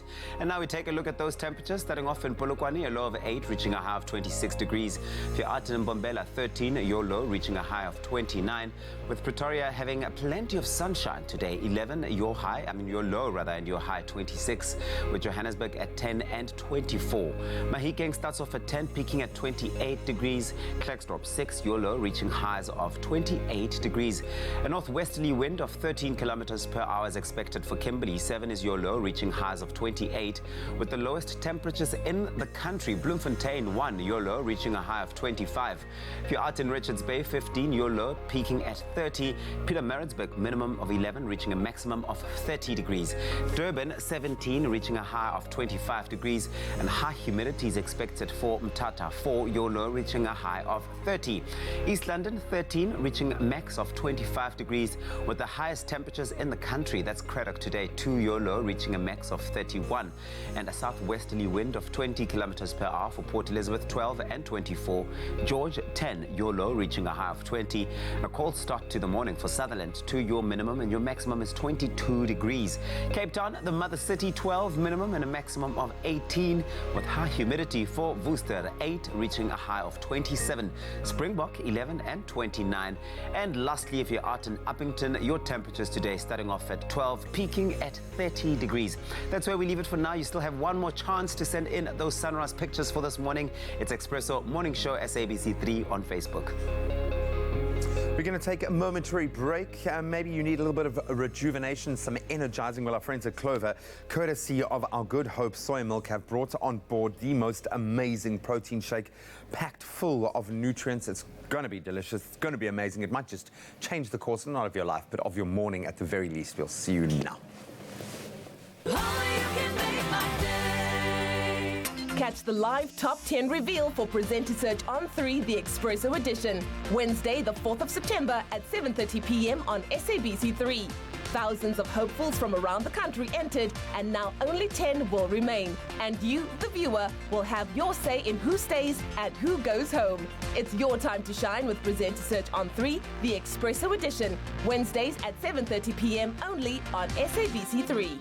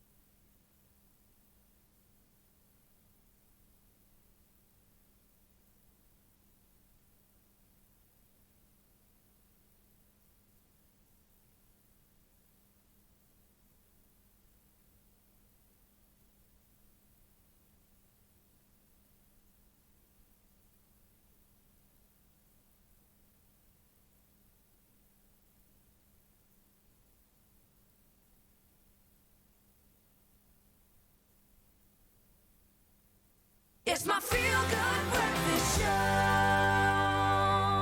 Welcome back. This is Expresso live on SABC3. Thanks for joining us. JP Sebastian still hanging out with us. Now, you did mention earlier on, JP, that this next movie is just packed with all the drama you want to see out of a dramatic film. And the title of it, surprisingly, or ironically, is After the Wedding. Yeah, which for most people, that's when the drama starts, really, let's be honest. Oh, I was going to think happier times. Yeah, the happier times come with so much like dirty laundry gets aired. And so we see a bit of the sense of the dirty laundry just under the surface in the scene that I'm going to show you, where Michelle Williams, who I think, if I remember correctly, was nominated for Manchester by the Sea. What an excellent actress, that's all I need to say. Is invited to a wedding. I'll go into the details of how and who. And there she meets someone from her past, Billy Crudup, who is an excellent actor himself. Julianne Moore's there too. It's just like star-studded. I love all of it. And again, JP's going to talk about his favorite thing about delicate acting. If you just look at the eyes and the faces, hiding the past behind this mask while everyone's trying to put on a happy face at a wedding. Have a look for yourself. Everybody smile. How about you? Okay, your parents. Okay, thanks. What he said, right? Okay. All right. All right, perfect. That's great. How about you? Okay, it's the belly. Feels good.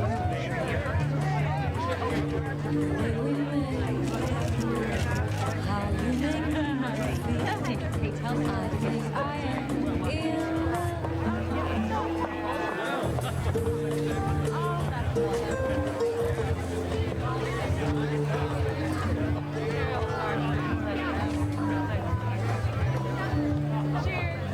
What are you doing here?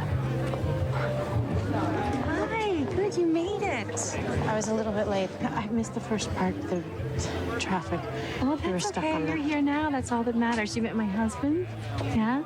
So Isabel runs an orphanage in India that I'm thinking of funding. Oh. Yeah. And so I thought it'd be nice if you could come. Mom, should I change my dress before dinner? No, because people like to see the bride in her beautiful dress. It looks so good. This is our daughter, Grace. This is Isabel. Congratulations. Thank you. It's a beautiful dress. Grace, let's go double check that playlist before it starts, okay? Yeah, sure. Cool. Hey, I'm glad you could make it. Thank you for having me. Ooh, it's so tense, JP. That man is so confused. It's thick. And he has this ability, Billy Crudup, to look like he's going pale. Yeah, I'm looking at him thinking he's going to pass out any moment there. Yeah, you know, if ever you've walked into a situation like that, like myself as well, my superpower is knowing to go, I'm going to go see what's at the canapes. Like, I'm going to be waiting at the punch bowl. This feels like you guys have something to talk about.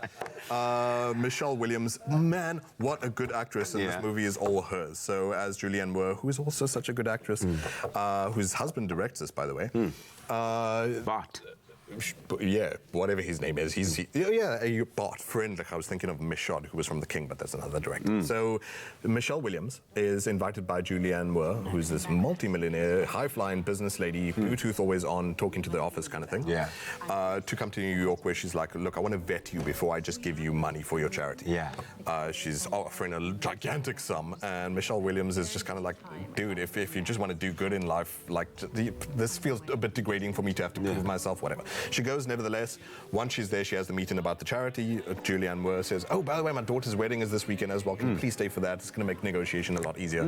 Goes to the wedding. There she sees Billy Crudup, who's a man from her past. There's so much, though, that I can't talk about any further. Without giving away too much. Because there are like 3 occasions where I went like, what the swear word? Like when something just blindsides you, stuff I can't say on the breakfast show. But I'll say it for you. What the? No, I'm kidding. what the crate? The information is so unbelievable and over the top, which is totally fine. It's a movie. Who cares? If Scandal is juicier in a movie, we don't care if it's super realistic or anything. But what's the pace of it like? Do we get into the drama quickly enough, or do we have to wait and then right in the middle? So you're seeing the wedding there at about the 30-minute mark, which is fine. I'll do like if stuff builds up a bit of tension, like, especially since before people even get to the arguing, they still have to like argue with their eyes. Like I have beef with you, kind of thing. So that is fine, I understand that. But good grief, if you have actors as strong as these people, let scenes simmer sometimes. Once someone reveals life-altering information to a character, just let the thing play out for a bit longer. So it's very stilted, it's very choppy, unnecessarily. So do you feel we're sitting there, we're waiting for something to unfold, it doesn't quite get there yet, they move on to One of them could easily, like, cop, I don't know, 2 Oscars for doing the kind of acting that you see the beginnings of, the makings of, and then the movie moves too briskly to... And then you're at another meeting where the characters almost feel like they've forgotten this earth-shattering information they were just given by another character. Okay. It's just a bit too clunky for actors who are this magnificent. Usually around this phase of my conversation with you around any movie, I can almost preempt the type of score you are going to be issuing. But I'm a little bit confused, and you've given me because these are stars, because these are people we love so dearly. But if you're not giving them the right vehicle to put this across, every conversation, it feels like there's an elephant in the room, and every time another conversation arises, it's just like we've added another elephant. No one is addressing this. No one actually sort of like pops the balloon and like asks the question and gets everything out there. And then you have to just believe it resolved by the third argument because the second wasn't satisfactory. It's written a bit too clunky for me. Are we going to score it? Yeah, JP will score it. It's a 5 out of 10. If you like beef and if you like scandal and if you like drama, it's actually a lot of fun for that, but it really just doesn't bookend the tension really well enough. It doesn't block these sort of scenes well enough. Okay, well, that's one to check out. Yeah, I mean, you've got Julianne Moore, you've got Michelle Williams, Billy Crudup. It's definitely if you watch soapies anyway, like, you may as well. Then a lot of people are going to be filling the cinemas up. It's called After the Wedding. JP Sebastian, thank you so much. Once again, put it right here. You are always the plug. Let us know on our social media, Expresso Morning Show, SABC3, using that hashtag Expresso Show. What do you think of the movies? Are you going to be checking them out? Are you more a drama person, romantic comedy type of person? Which of the movies this morning stood out for you? We want to hear from you. I think I just have cold feet. Why? Weddings. I gotta love it, huh? Always looking at the interesting movies, but from movies to interesting making features. Your own movies. I'm making my own movies this morning, captured by Samsung's innovation with the Note 10 Plus in my hands.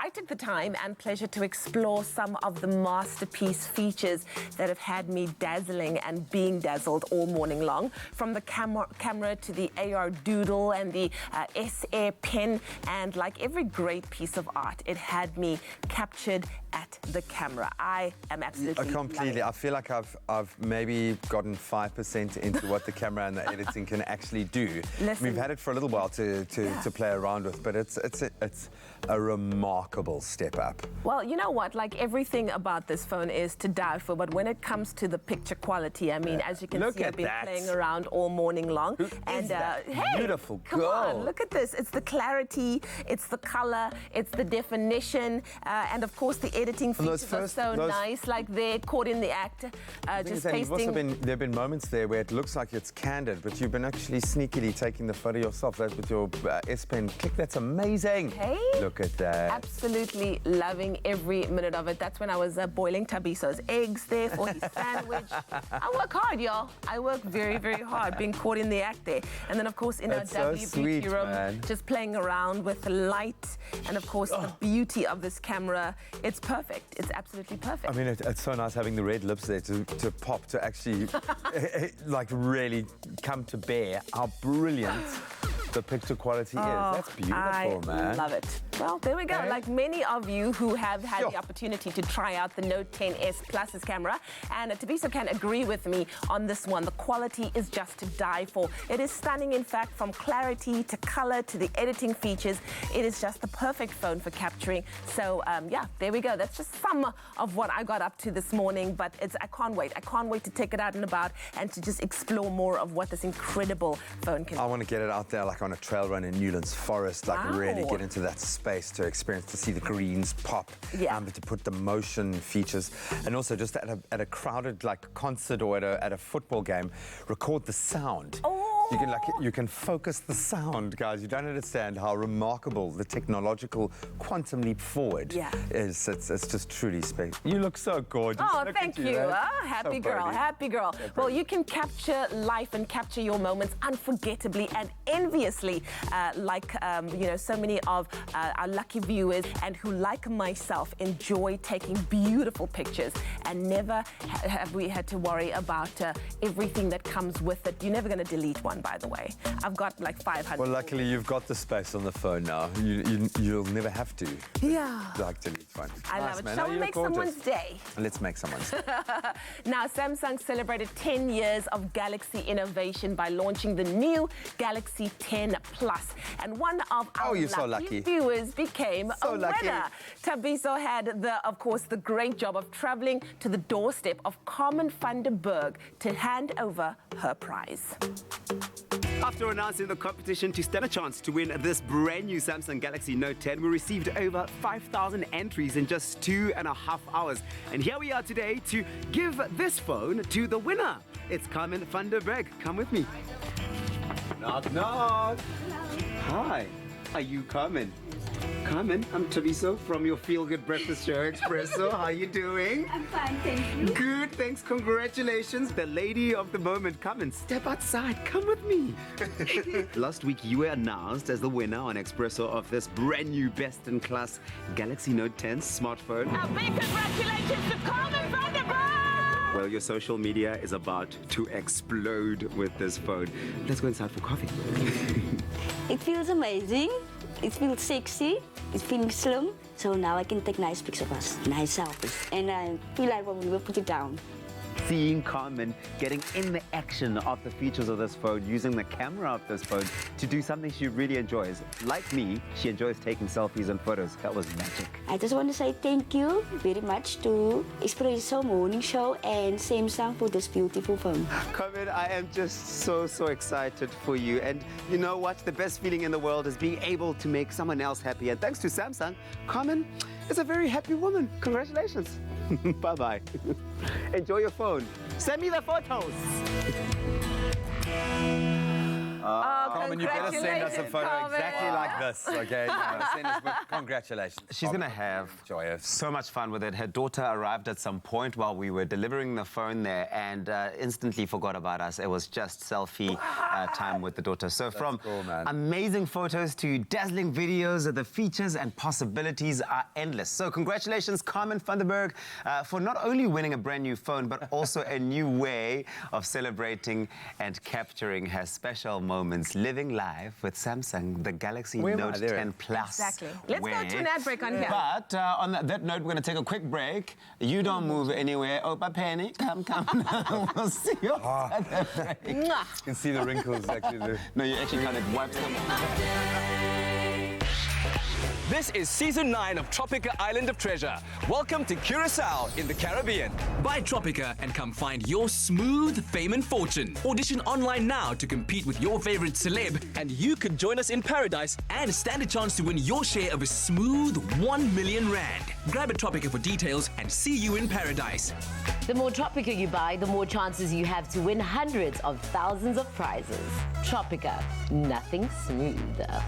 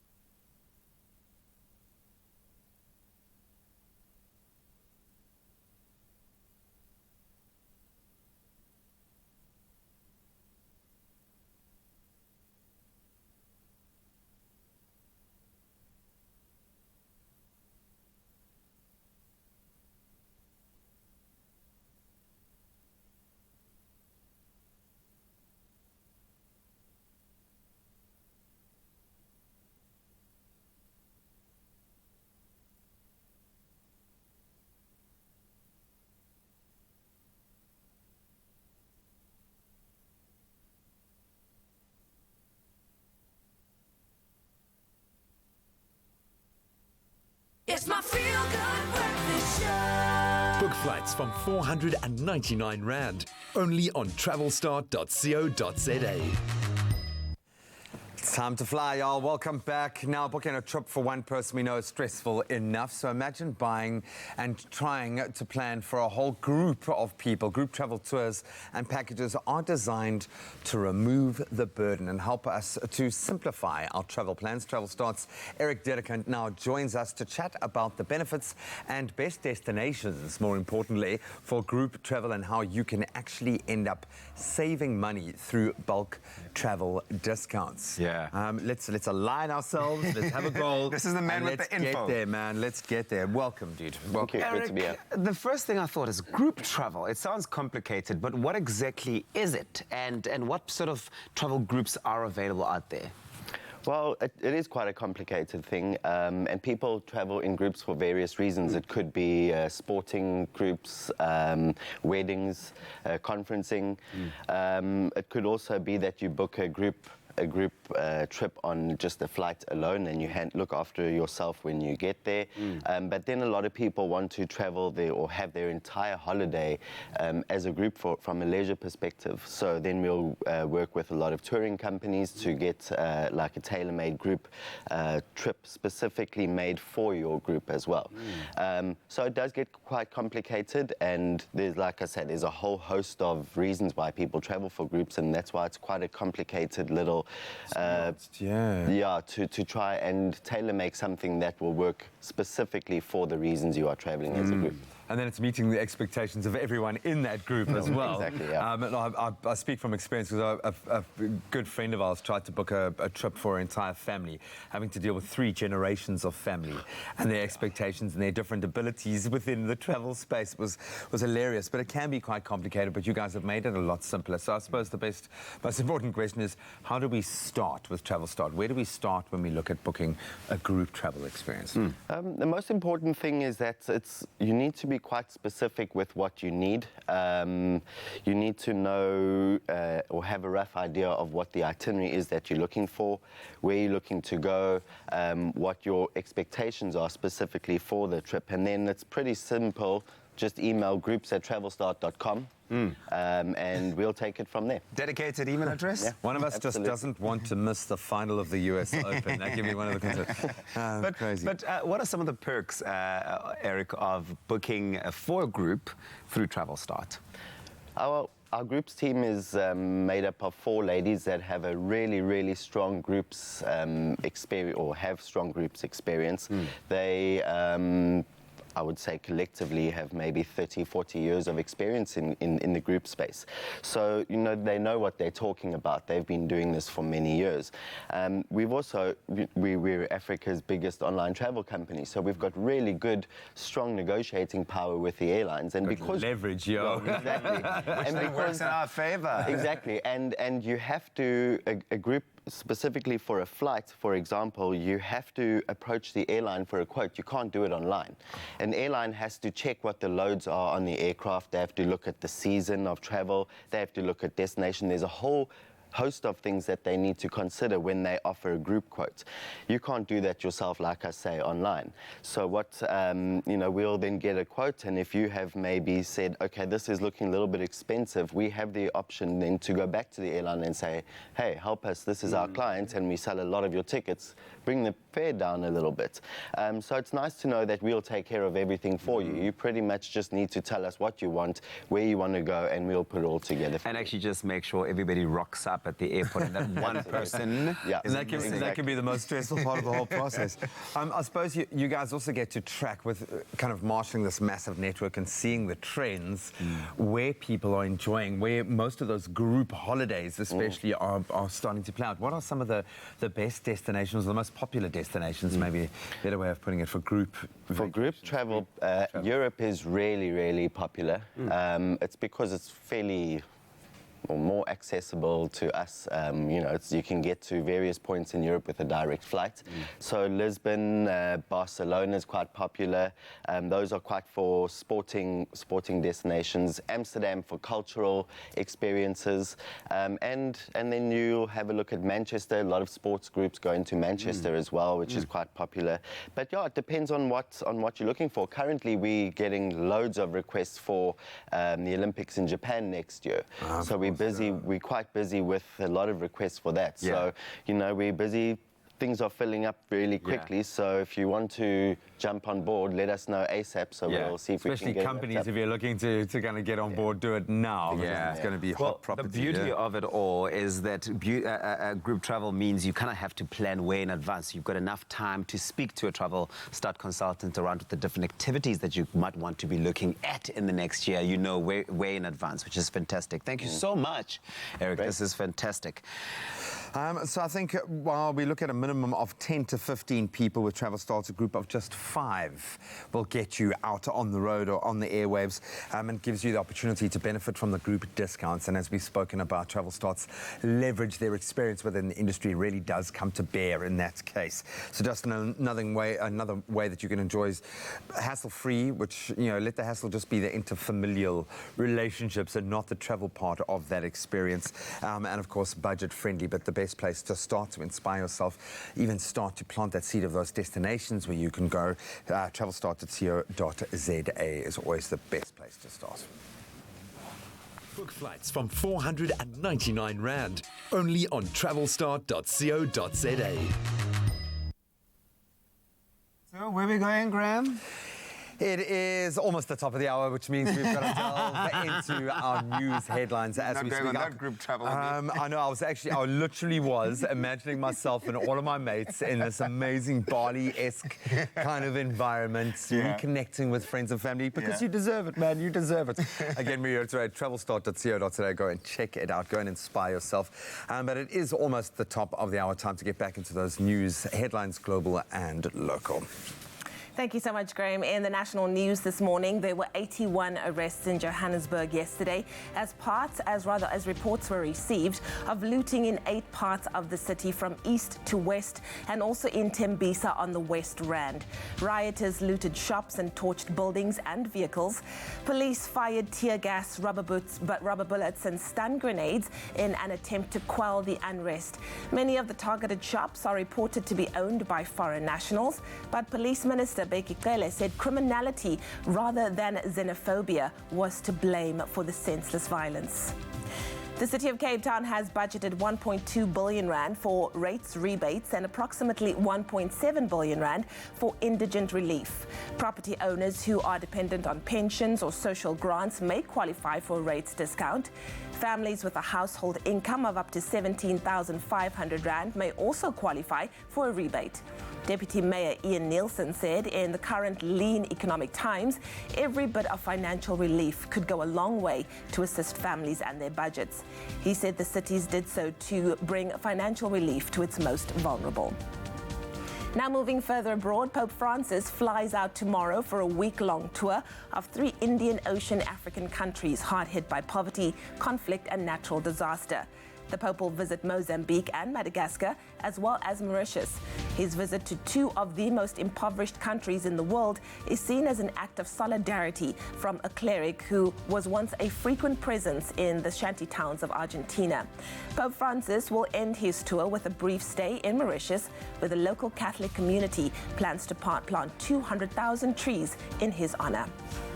Hurricane Dorian has caused unprecedented devastation in the Bahamas, the country's leader said. The storm, the second largest Atlantic hurricane on record, remains extremely dangerous. Some 13,000 houses are feared damaged or destroyed.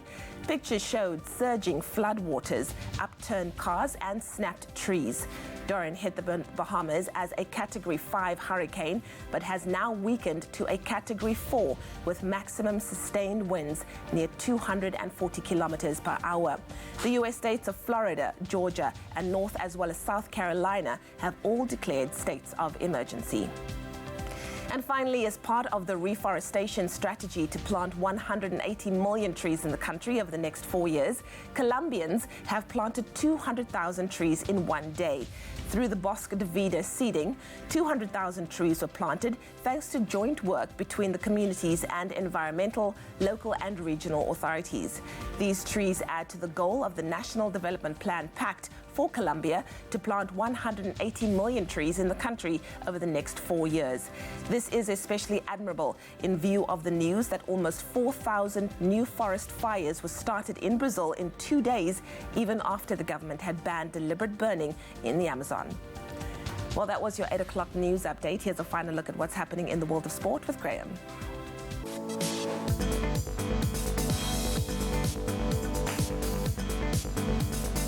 Let's kick it off with athletics. South Africa's Wade van Niekerk has suffered yet another injury setback and will not be defending his 400-meter title at this month's World Championships in Doha. The Olympic champion pulled out of the South African Championships in April, then skipped the Diamond League in London in July due to injury. Van Niekerk now picked up an injury while participating in a touch rugby match back in 2017, we know. Has not raced internationally since then. On to tennis. Tickets for the match in Africa 6. Tennis match between giants Roger Federer and Rafa Nadal, set to take place at the Cape Town Stadium on the 7th of February next year, will go on sale at 9 a.m. tomorrow. The world number 2 and world number 3 will go head-to-head in an attempt to set a new world record for the most attendees at a tennis match. So be a part of it. Those ticket prices will start at 150 Rand, going up to just under 2,000 for the lower tier seats. We know that there is chatter of possibly Trevor Noah and Bill Gates heading through to knock a few tennis balls around, so definitely worth a look in. Then on to more current tennis news and a bit of a shock. Tennis world number 1s and top seeds Novak Djokovic and Naomi Osaka will not be defending their US Open titles. Osaka went down to Switzerland's Belinda Bencic 7-5, 6-4, while Djokovic pulled out injured against his old foe Stan Wawrinka early yesterday. Djokovic retired with a shoulder problem and was just seconds after a double fault left him 2 sets and a breakdown.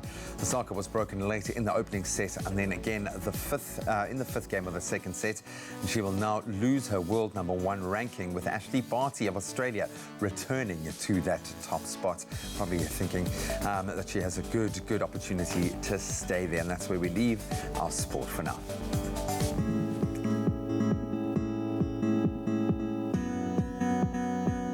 And now a final look at your roads and anything in between. We start off with the price of petrol that is set to increase by 11 cents per litre, costing you 16 Rand 4 cents per litre.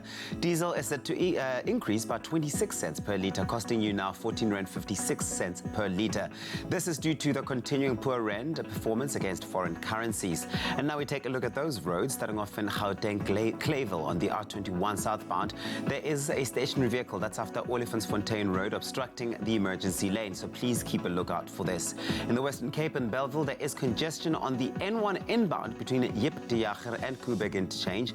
The average traveling speed there is 20 kilometers per hour, with delays up to 30 minutes.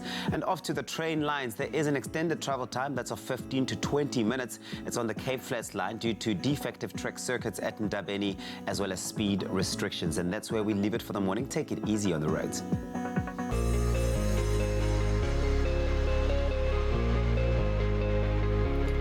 And we've asked you all throughout the morning to send in your beautiful sunrise pictures. Thank you so much to Abdul Safadine for your sunrise from Cape Town, Sam Cross for your sunrise picture from Durban, and Pat Harris for your sunrise picture from Kleinbos in Tsitsikamma, Shama Naidu for your beautiful sunrise picture from Peter Maritzburg, as well as Samuel B. Jacobs for your sunrise from Beaufort West in the Western Cape. And lastly, Almeri Liebenberg for your sunrise picture from Gordons Bay. Stunning pictures. Let's do it again tomorrow bright and early on Expresso Morning Show SABC 3. And now we take a look at those temperatures. We start off in Polokwane, 8 your low today, reaching a high of 26. And if you're out in Mbombela, sunny today, 13 your low, reaching highs of 29, with plenty of sunshine expected for Pretoria, 11 and peaking at 26 degrees. Johannesburg, 10 your low, peaking at 24, with Mahikeng coming through with a minimum of 10 and a maximum of 28. If you're out in Klerksdorp, 6 is your low today, reaching a high of 28 degrees, and a northwesterly wind traveling at 13 kilometers per hour. That's for you, Kimberley, 7 your low, reaching a high of 28. If you're out in Bloemfontein, your low, 1, reaching highs of 25, and it's also the lowest temperatures in the country today. And Richards Bay's got 15 your low, reaching a high of 30. Pietermaritzburg, 11 and 30, with Durban nice and sunny today, 17 your minimum and a max of 25. High humidity is expected for Mthatha today, 4 your low, reaching reaching a high of 30, with East London coming with 13, reaching a high of 25. The highest temperatures in the country, that belongs to Craddock today, 2 reaching a high of 31, with a southwesterly wind traveling at 20 kilometers per hour. That's for you, Port Elizabeth. 12 is your low, reaching a high of 24. And George, you've got 10 and 20, with a cold start to the morning for Sutherland, 2 your minimum and a maximum of 22. The mother city, Cape Town, 12 and 18. High humidity for Worcester today, 8 reaching a high of 27. If you're out in Springbok, your low is 11 and you will peak at 29, with Uppington starting off at 12 and reaching a high of 30 degrees. That's where we leave it for now. No matter the weather, it's a beautiful Tuesday. Make it a feel-good type of day. Feeling good? Maybe not. Maybe the workplace is stressing you out just a little bit. Don't worry, we can relate. It's a very common thing. Stress in the workplace is something that ultimately you have the responsibility of managing. Don't expect your boss to come in and save you. You've got to do it. Right. Doc, just one word answer. Can we have a less stressful workplace? Absolutely. We need to declare war on stress. I love that. Absolutely. Now we've got, obviously, Dr. Darren Green and his incredible team here to talk exactly about that, managing stress in the workplace. Only the highest grade Arabica beans. McAfee, great coffee, simple. See you after the break.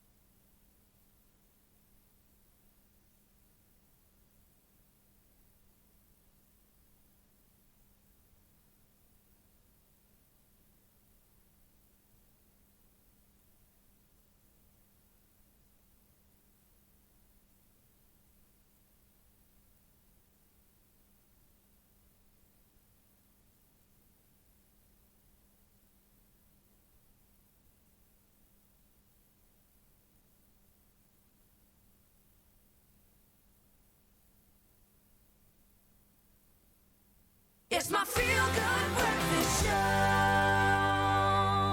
Welcome back to your Feel Good Breakfast Show. It's Expresso right here on SABC3. Well, we all stress, and while some workplace stress is normal, excessive stress can interfere with your performance and productivity. Countless studies show that excessive stress can cause real physical symptoms like headaches, increased blood pressure, and trouble sleeping. And that's not to mention its role in mood disorders like anxiety or depression. So yeah, to help us unpack this quite, I think, complex topic of mental health and stress in the workplace, please welcome our trusted multimedia health specialist and very good friend, Dr. Darren Green, who is joined by occupational therapist and founder of Work Mind Matters, Alison Hallett. And later we'll have psychologist Anna Donald and physiotherapist Karen Stretton, also demonstrating some stress-relieving techniques, because we live in our bodies and often stress can exhibit in our bodies. Alison, Doc, guys, thank you so much for joining us. Welcome back. Thank you. I know you have been on the Expresso studio floor before, but not in this particular role. So guys, thank you so much for joining us. We live at work. We really do. And as much as you want to say that we live at home and we breathe outside of work, that shouldn't be the case. We should be able to be well-adjusted, normal, healthy individuals in the workplace, because that's where we want to be productive. Correct. Are you laughing because it's a ridiculous notion? I'm smiling. That's a good stress reliever. But maybe we start at the beginning, guys. What is the main cause, or some of the main causes of stress at the workplace? Yeah, so per definition, stress is work. Work is stress. Yeah, and it's a circumstance that demands a change or a response from you in terms of your physical response, your emotional response, obviously, and your psychological or even your thought responses. So stress is not always a bad thing. It often promotes a change in activity. Elevates us. And we are designed primarily primarily as a species to experience stress, to alert us, to survive, and to perceive threats that threaten our survival, especially in acutely stressful situations. So physiologically, we have an array of responses in the human body that gear us to survive. The problem is when you don't know how to equip yourself with good tools in dealing with this, and the chronic effect, obviously, of chronic stresses, and that's where the health, obviously, the decline then starts. Yeah. Absolutely. Talking about the health decline, what are some of the effects of stress on the human body, and can they bring about serious health complications? Yes, I think stress affects all our systems at the end of the day. So when we have a physiological response to when you face a stressor, then you automatically, your body goes into, as the doctor was saying, a high alert. But the problem is when you're living in that state of high alert, your various systems are affected, your immune system, your endocrine system, which is all your hormones, where it starts to play havoc with adrenal glands and all those things. So again, the whole stress to the point of adrenal failure, you literally can. Well, that's the thing. It's a combination of your head and your body, and you can't separate the two. Sure. Yeah. It's just, as we're having this conversation, I can feel my heart rate, my pulse racing, which is purely a physical response to us talking. But there's the added component of being on live TV. Absolutely. And the ridiculous thing is we actually now love it. We love being on live TV. We love the elevated stress because the adrenaline surge, it's something that we get a huge... But we've had a couple of years to kind of get used to it. But there are days where your productivity and we're talking about a workplace where ultimately you can't have a fight or flight response every time the pressure's on within a workspace. Do you think it's reached the level of needing to have policies in place within stress management, partly because of the lack of productivity, yes, but also because of the impact, the health impact on South Africans, the workforce? Yeah, well, absolutely. So you can look at the effects of stress in terms of absenteeism. You can look at it in terms of mental health and depression in the workplace and mental health illness. If you look at that, companies are forced to make a change. I mean, you've heard of the 3-day week, for example. You've heard of people going on leave whenever they need to, as long as their parameters are in place for their productivity. Your thoughts? I think policies are good, but I also think it's a bit of a tick that box, and we've got a policy in place so everything is okay. I think actually what it comes down to is having authentic conversations about mental health. And that is culture. It's about actually saying, let's talk about this so that people actually feel comfortable with the topic and are able to interact with their managers, with their senior leaders, because it's an open topic of conversation in the workplace. Sure. Well, we are talking stress in the workplace and how commonplace it's been for us. But of course, that doesn't make it a good thing. It just means we've really learned to deal with a potentially negative situation. Coming up after this, we're going to be talking about mindfulness. And this is by Anna Donald, who is an internationally trained psychologist, coach, and facilitator. So we'll chat more on that after this. Now, we did ask you on our Facebook this morning what ways you have adopted in your own workplace to manage your own mental health in that space. We've received some interesting comments that hopefully will sort of point you in the right direction, in the right light in terms of how you can manage this. And some of those comments that have come through, here's one from Bulelwa Sono saying, morning family, always start your day with prayer. Inner peace is very important. Exercise, laughter as well. That's one comment that came through. And you too can get some of those comments coming through on Expresso Morning Show SABC3. We also received another one from Renette Kup, saying, good morning, guys. For me, take a break. If you need, step out for a few minutes. Take your lunch break, decorate your office, make it interesting, and talk to your co-workers from time to time. That's Renette Kupter who sent that through. Nogupila Masangwane says, hey, Expresso family, when someone has hurt you within the workspace, talk about it and resolve it. Be peaceful. That's Nogpila. And then we've got one final one here from Harrison, who's given us a few pointers. Harrison says, number one, being prepared and ready with the resources that are needed helps eliminate the anxiety of not meeting your targets or not meeting your set goals. That's number one. Number two, being punctual, coming in on time helps you manage your time and your day. And number three, being professional with everyone every time. Those are some of the comments that have come through. What do you think? What are some of the ways that you have adopted to manage your sort of mental health in the workplace? Let us know. We're going to take a quick break. We'll see you in just a bit, but we'll be on standby to get all of those. We'll see you really, really shortly. The hashtag is Expresso Show. It's an important conversation to have because we cannot avoid stress and anxiety at work.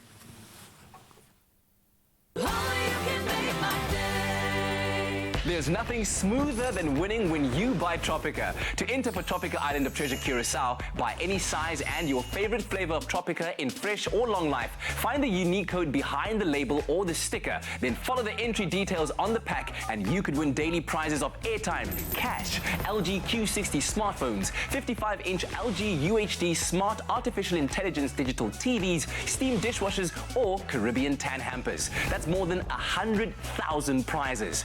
Now, for your chance at competing in Tropica Island of Treasure Curacao, record a video audition of yourself describing how you would outsmooth your competition on the island. Then, load that video onto Instagram, Twitter or Facebook with hashtag TIOT9 or WhatsApp the video to 063-921-8395. And it could be you winning a share of 1 million rand plus smooth fame and fortune while flying with KLM to the Caribbean for this season of Tropica Island of Treasure Curacao.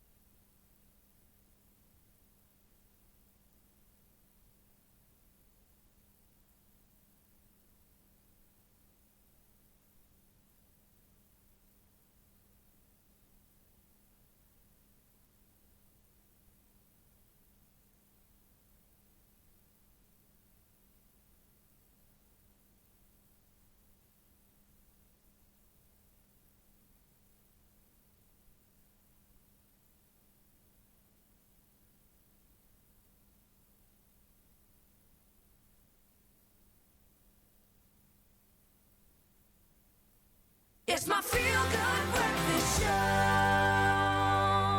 Welcome back to your Feel Good Breakfast Show. It's Expresso right here on SABC3. We are continuing with our health segment this morning, and we're joined by Anna Donald, who is an internationally trained psychologist, coach, and facilitator. Now, she has spent the last 4 years developing mindfulness-based programs for organizations, and this morning she will demonstrate to us the importance of mindfulness at the office. And of course, we're talking about stress and how to ultimately eliminate it from our lives. Also, our favorite doctor, Dan Green, is still with us on the couch. Anna, welcome to the show. Thank you. Thank you. Anna, mindfulness is quite hot right now. Yeah. It's we were joking about the amount of apps that are available to me, the idea that this is something that is being used in the workplace is a very positive sign that companies are actually designing mindfulness programs within their company. What is mindfulness? If you had to break it down, if you had to write the blurb for an app on a download site, how would you describe mindfulness? So I would say it's often described as a technique, but I would actually say that mindfulness is more a way of being in the world. So one could simply say mindfulness is to be here now. Okay. Or as John Kabat-Zinn beautifully puts it, mindfulness is a particular way of paying attention. Oh, wow. On purpose, in the present moment, and non-judgmentally. Sure, that's powerful. What is the purpose and the power of practicing mindfulness every day? Why is it so important? It's so important because it gives us the capacity to choose how we relate to our experience, and therefore craft skillfully our responses to life, as opposed to just living reactively or on autopilot. So we actually get to decide, because we're aware of what's going on, we get to decide how we want to respond and how we want to relate to people, ourselves, to what's going on, to our stress. So you can begin to imagine how that opens up a kind of liberated way of being. Creates almost creates space and time between these events. I think you've often spoken about stress being having to focus on too many things at the same time and a lack of control over those. In your personal experience, as a guy who juggles about 50,000 balls at the same time, but still manages to come into the moment, every time we put these massive big concepts on you and you're able to kind of, I don't want to say dumb it down, but maybe sometimes dumb it down for us, but how do you apply mindfulness with your medical understanding? How useful, how helpful can it be? Yeah, I think firstly understanding that a thought is something that moves through you and doesn't define you completely. Our perceptions of thoughts often is that we are absolutely held captive by the thought. And a thought is a very natural thing that moves through your mind. Who's thinking that thought? I think a thought of worry, a thought of questioning, for example. But often, I think one of the big things is to realize that a thought is not a permanent thing. It's something that you can choose to, when you want to listen to it, when you not listen to it, but address it and face it, instead of obviously letting it define completely who you are at that moment. A simple example would be, for example, being in front of a camera, having to talk right now. The thought of 15 million people watching could really, really put you under pressure, compared to just actually engaging in the moment. Here we are with a conversation on the couch. Four of us having a conversation where you can then actually get into a relaxed physiological state and actually, you know, have a meaningful conversation. So what are some of the techniques that you can kind of implement to teach yourself how to go about being more mindful and more present in the moment? I think you'd like to share some of those, hey? Sure. Practice as well. So I'm going to invite you to practice with me. All three of us, or four of us will practice together. This practice is divided into 3 sections, and so you can use 1, 2, all 3, and viewers at their desks can do this. So I'm going to invite you to take a mindful posture, which is feet on the floor and upright back, hands wherever they feel comfortable. And the idea with this posture is really about creating a stable attention. So we like to create a kind of dignified and comfortable posture. That's a beautiful way of thinking about it. Alert and relaxed. Exactly, dignified, you're upright. You're not creating tension by being, but you're relaxed and alert. So that's the best way. And I'm going to ask you to close your eyes or mostly close them, whatever feels more comfortable. This is for no woo-woo reason. It's simply because our visual input is very powerful, so it just allows us to focus our attention effectively. So, beginning by taking a deep breath and inviting ourselves into this present moment.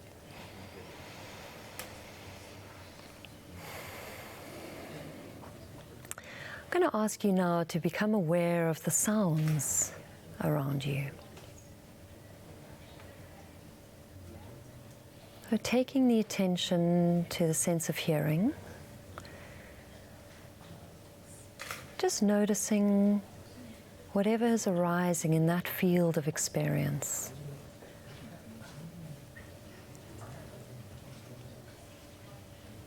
Noticing sounds inside the space.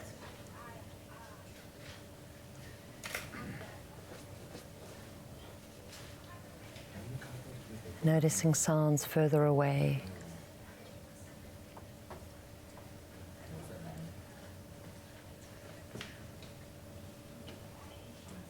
Noticing how some sounds are continuous, some start and stop.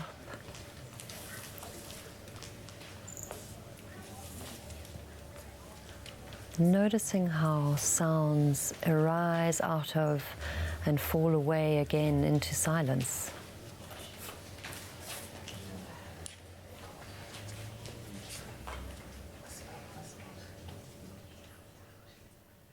And the invitation is to simply... Well, we know that underage drinking is one of the problems facing our youth and has been doing so for a number of years now. And that is why the work that Aware.org does is so important. They've recently launched a new campaign to tackle irresponsible drinking, and Sulu was at the launch to find out more.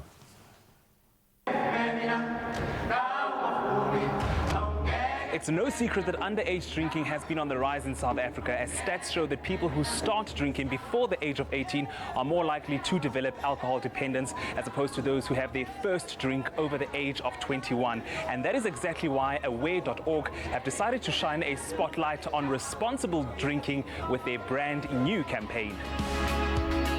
Ingrid, for those of us who aren't familiar with Aware.org, what kind of work do you do? So Aware.org is the industry association established by the alcohol industry in South Africa. We represent the producers, the manufacturers, we represent distributors of alcohol, and then all the big retailers of alcohol.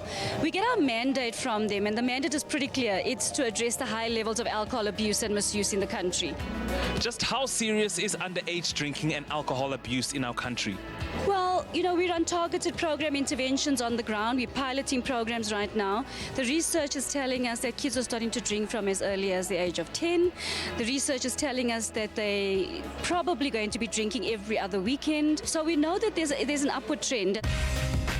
If ever there was an effective way of getting this message across, it has to be making use of well-known personalities, as they are relatable to young people and will help spread the message. And that's exactly what Aware.org have done. Kabelo, as a public figure, why is it important for you to rally behind a campaign like this? It's important for me to rally behind a cause like this because, you know, to whom much is being given, much is required, first of all. I have a personal story with struggling with alcohol, and I understand all too much putting out messaging out there that makes people aware what happens, you know, when abuse occurs. So on the one hand, we have the targeted program interventions that we run on the ground. We work in communities to address it. We create content for the curriculum, the LO curriculum. But we said we also need to educate South Africans about the fact that 18 is the legal drinking age. And actually, if you're giving a child under the age of 18 access to alcohol or serving them alcohol, you're committing an illegal act. You can't be making money and be proud of making money selling alcohol to young people who are supposed to be going to school. This campaign, like I said earlier, is holding up a mirror to ourselves as a country and shows us how we act and behave around alcohol, especially around young ones. But this campaign is not pontificating and saying, don't drink. We're saying, think differently. How are you behaving around alcohol, especially around minors? What advice do you have for young people, especially those who haven't started experimenting with alcohol yet? It's not worth it. Young people must appreciate that they've got a long future in front of them. Young people must also realize that in order for them to prepare their future so that they become the presidents of the future, they become the ministers of the future, they become the owners of the economy, they will not be able to do that if they start engaging with things that are not going to help them grow, both physically, mentally, and even health-wise. You touched on it briefly, but can you expand on what are your objectives through this project? We want to put it on the national agenda. We want South Africans talking about it. We want South Africans looking, reflecting and saying, how am I doing it? And then start making the right choices. If you're over the age of 18, then you're legal. But our message is still very circumspect. We say, drink responsibly. We're not saying alcohol is the problem. We're saying it's how you consume it that's the problem. One thing I love about this campaign is just how relatable it is to the people that it's geared towards without being too preachy. Kudos to Aware.org for all the hard work they're doing in making sure that our young people stay on the right track.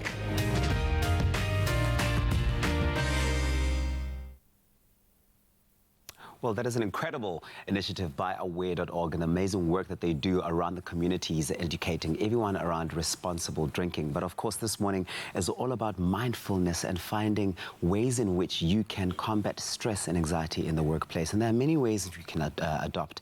And one of our therapists in studio this morning, Karen, is showing Leanne and Graham exactly how to do that. So while they continue with that mission, we're going to take a quick break and hopefully you are zoning into your own mindfulness. We'll see you after this.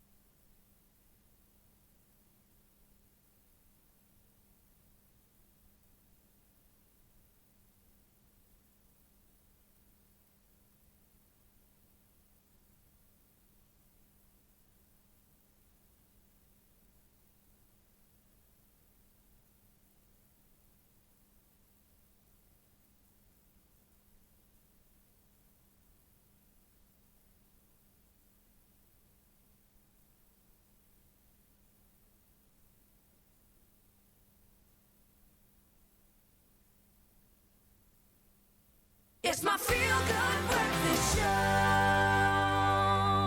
Welcome back. You're live with Expresso. I think you can probably pick up that even the tone of my voice has dramatically shifted. The rhythm of my voice, the rhythm of my mind is different. We've been demonstrating just before the break the importance of mindfulness. In fact, going through a mindfulness exercise ourselves. Thank you so much to Anna for taking us through that. It was pretty cool. It was. I feel so much better. I really, really do feel great. But I think this really does bring into focus that our minds and our bodies are all attached. And when we feel physical stress in the workplace, it does manifest physically, and it's a two-way street. And now we've invited physiotherapist Karen Stratton into studio to show us some techniques on how to maintain good posture, on how to eliminate tension from our body at work. And we just saw that one of the first steps to mindfulness was adjusting our posture.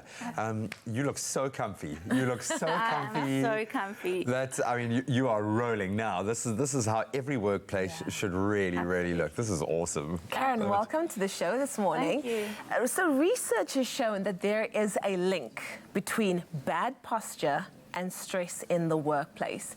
Seeing as though you've brought along a few things to demonstrate. Pretty cool little tricks here, yeah. What is the correct way that one should be sitting at your desk? Absolutely. So it's a very real thing in terms of the link between stress, posture, your cortisol levels. Yeah. What we've seen as physiotherapists when one walks into a practice is that often they would come with a shoulder injury or lower back pain, but a lot of the time it's not from the CrossFit or from the running that they're doing. It's actually from the 8 hours that they're sitting at their desk. Lifestyle. So we try to give guidance. You know, optimally it would be great if we all had a fully adjustable chair that we could get each other into the correct positions at our desk. But just some key notes in terms of seated posture.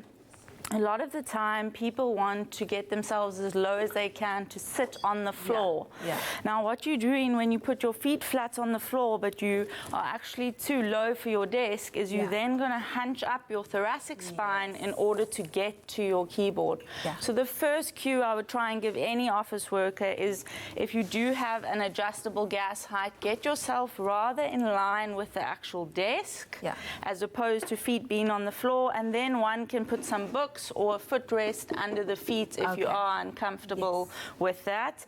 The next thing that we see is that people often have papers in front of them. Their keyboard is so far away that even if they have a good adjustable backrest, like with this chair, they end up leaning forward to get to the keyboard. Try and get everything as square as possible so that the body is in neutral. Use the chair, exactly. So use the chair into the backrest, get your mouse at a nice angle, a square angle.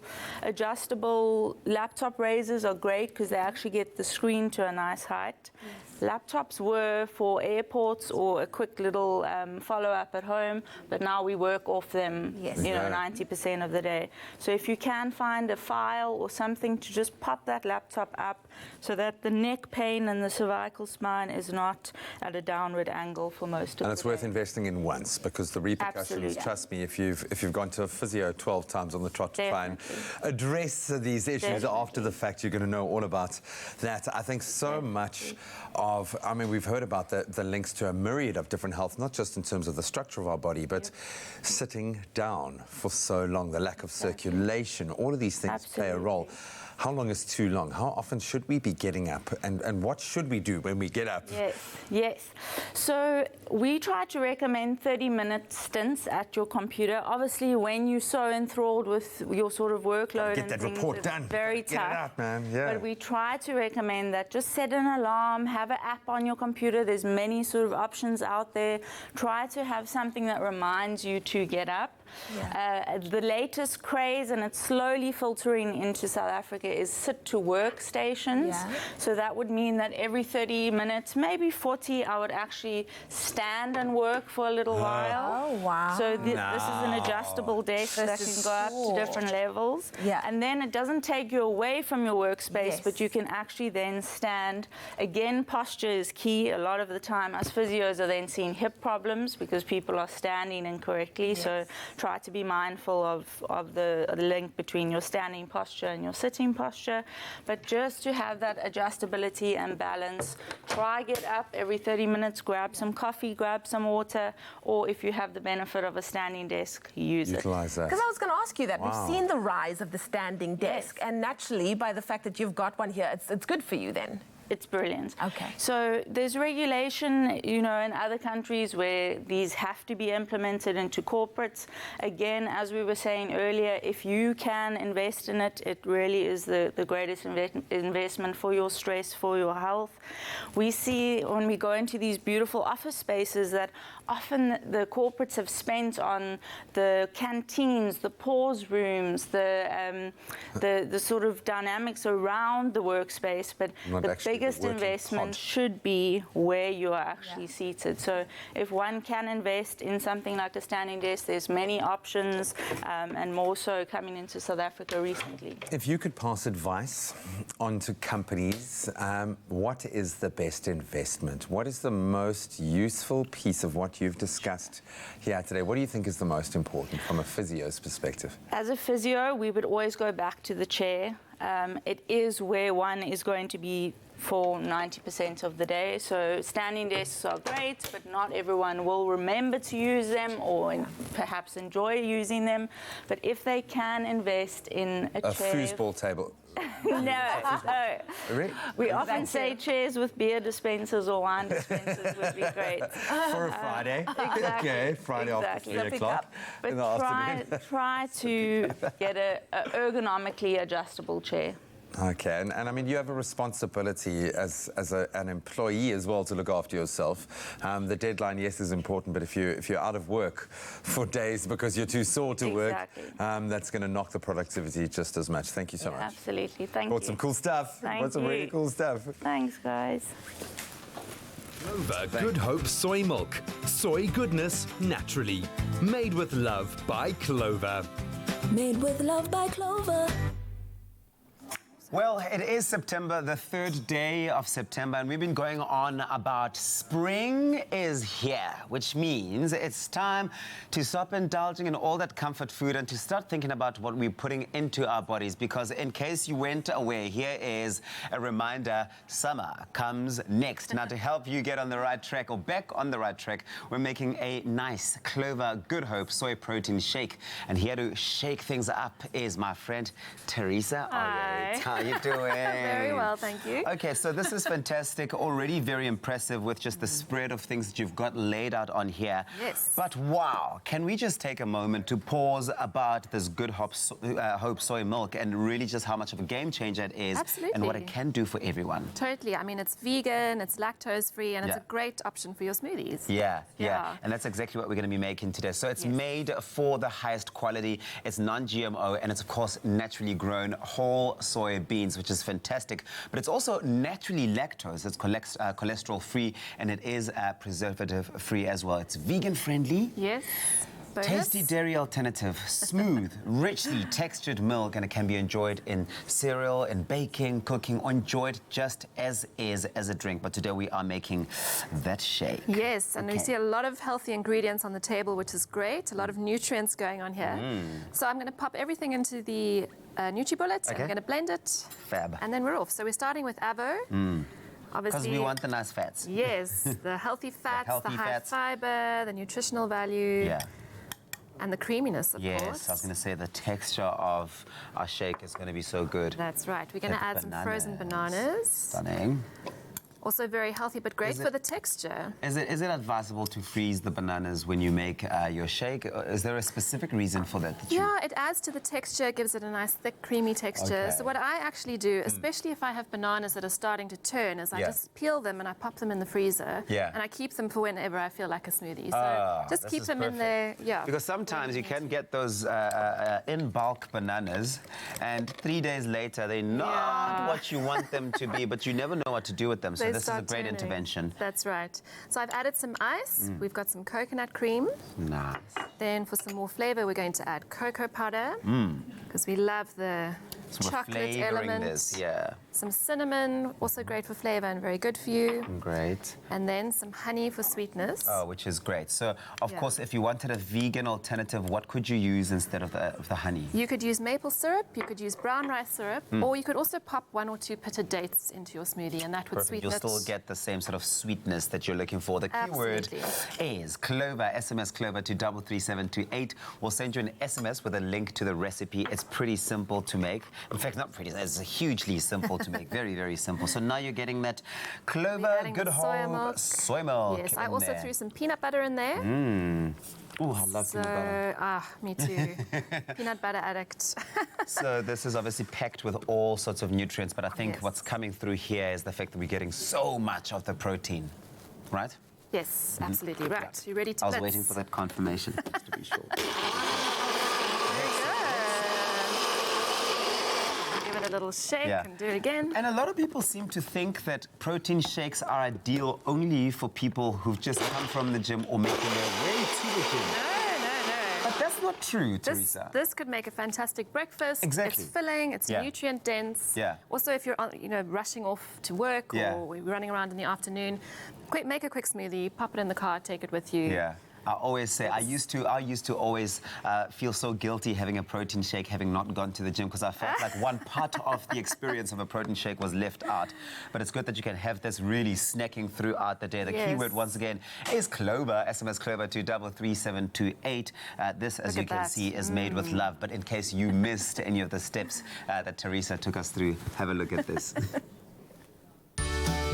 Winter has ended, and with that, all the comfort food that came with it.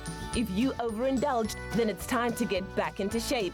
Swap those pancakes for a delicious and nutrient-rich Clover Good Hope protein shake. To a blender, add 1 peeled and pitted avocado, 1 sliced frozen banana. Next, add 2 tablespoons of cocoa powder, ½ a teaspoon of cinnamon, 2 tablespoons of coconut cream, and half a cup of ice cubes. Blitz together to begin the process. Next, add a cup of clover unsweetened Good Hope soy milk, 2 tablespoons of peanut butter, 2 tablespoons of honey, and blend until smooth. Pour into serving glasses and you're done. Healthy, filling, and packed with nutrients makes this Clover Good Hope protein shake for an on-the-go breakfast or as an after-gym treat. Made with love by Clover. Made with love by Clover. The keyword once again, that's Clover. To 33728. We'll gladly send you an SMS with a link to the recipe. It already looks so amazing. So and creamy and chocolatey. Yeah. I think you're going to have to try one. You didn't even have to ask. I was going to get in there. Let's see. That is very good. It is so nice. I absolutely love it. Well, the beauty of it as well is that it really comes in a range of different flavors. So you've got chocolate, you've got strawberry, and you've also got unsweetened, which is fantastic. So you can make it your own. This is really amazing. It's Clover, Good Hope, soy milk, a life and game changer, which is absolutely fantastic. Cheers. Cheers. Clover Good Hope soy milk. Soy goodness naturally. Made with love by Clover. Made with love by Clover. Recap of Mindfulness. Acknowledgement 1, I'm going to stand more often and ditch the chair. This has been a hugely enriching, informative discussion. We've been talking about stress at the workplace, but more importantly, what you can do to combat that, be more mindful, be stress-free, look after your body, your mind, and your spirit in a space where you want to be as productive as possible. We've got an expert panel. They really are unbelievable. We're going to get back into that think tank in just a moment, get our final thoughts from everyone from the panel.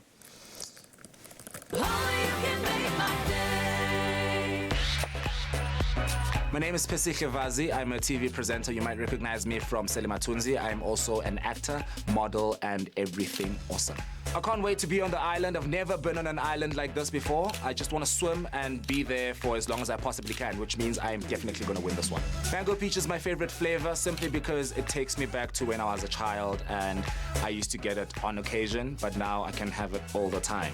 To join me on the island to find fame and fortune, all you have to do is go buy yourself a bottle of Tropica and follow all the entry details. Take a video of yourself explaining why you would be my ideal partner. All you have to do is hashtag TIOT9 and upload that on all of your social media platforms. When you send your audition clip, remember to always remain confident and know exactly what you want to say. And me and you could be on the island together competing to win R1 million. Join me on the island and come find your smooth fame and fortune on Tropical Island of Treasure, Carousel.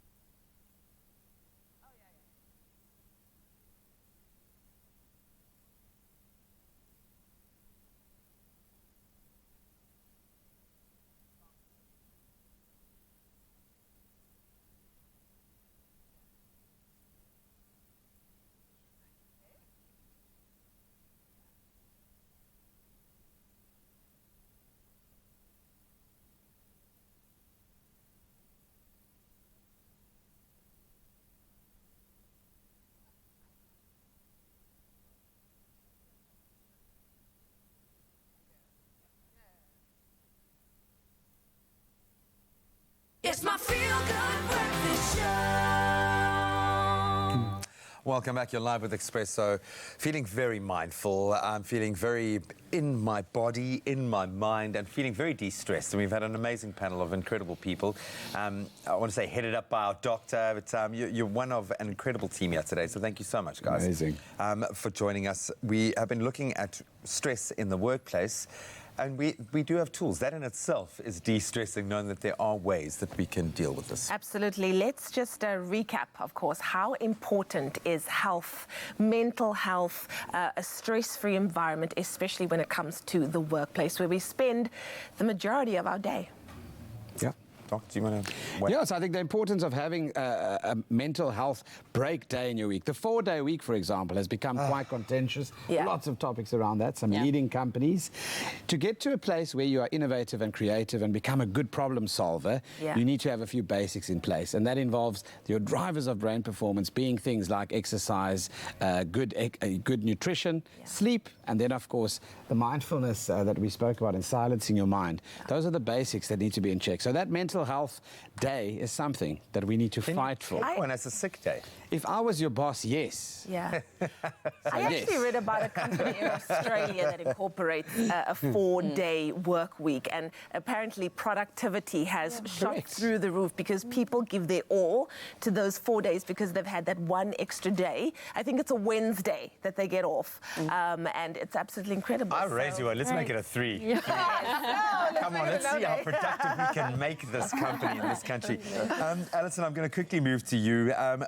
Work Mind Matters, a conference where all of you are going to be obviously presenting your perspective. What is that all about, and how can we get involved? Because I want more of this. Okay, well, the Work Mind Matters conference is our first, and it's on Friday this week, and at the Century City Conference Centre. So really it is about getting business leaders and managers, anyone who's managing people, to the conference to start this conversation, to have authentic conversations about mental health in the workplace. Because it really is an issue that is growing and that needs to be addressed. And we have amazing topics. We have 35 speakers who are on various panels. It's very conversational. We're looking at stigma. We're looking at support in the workplace. We're looking even at financial health of your business. How does it impact on the financial health of your business? Yeah. How do we manage the legal aspects around getting people back to work who have, you know, maybe suffered or experienced a mental health condition where they've been booked off for a while? And we have a keynote speaker coming from the UK. He's worked with the Royal Foundation. He's worked at 10 Downing Street, so he has great input. Knows pressure, So I think it's a really valuable conference for anyone managing people.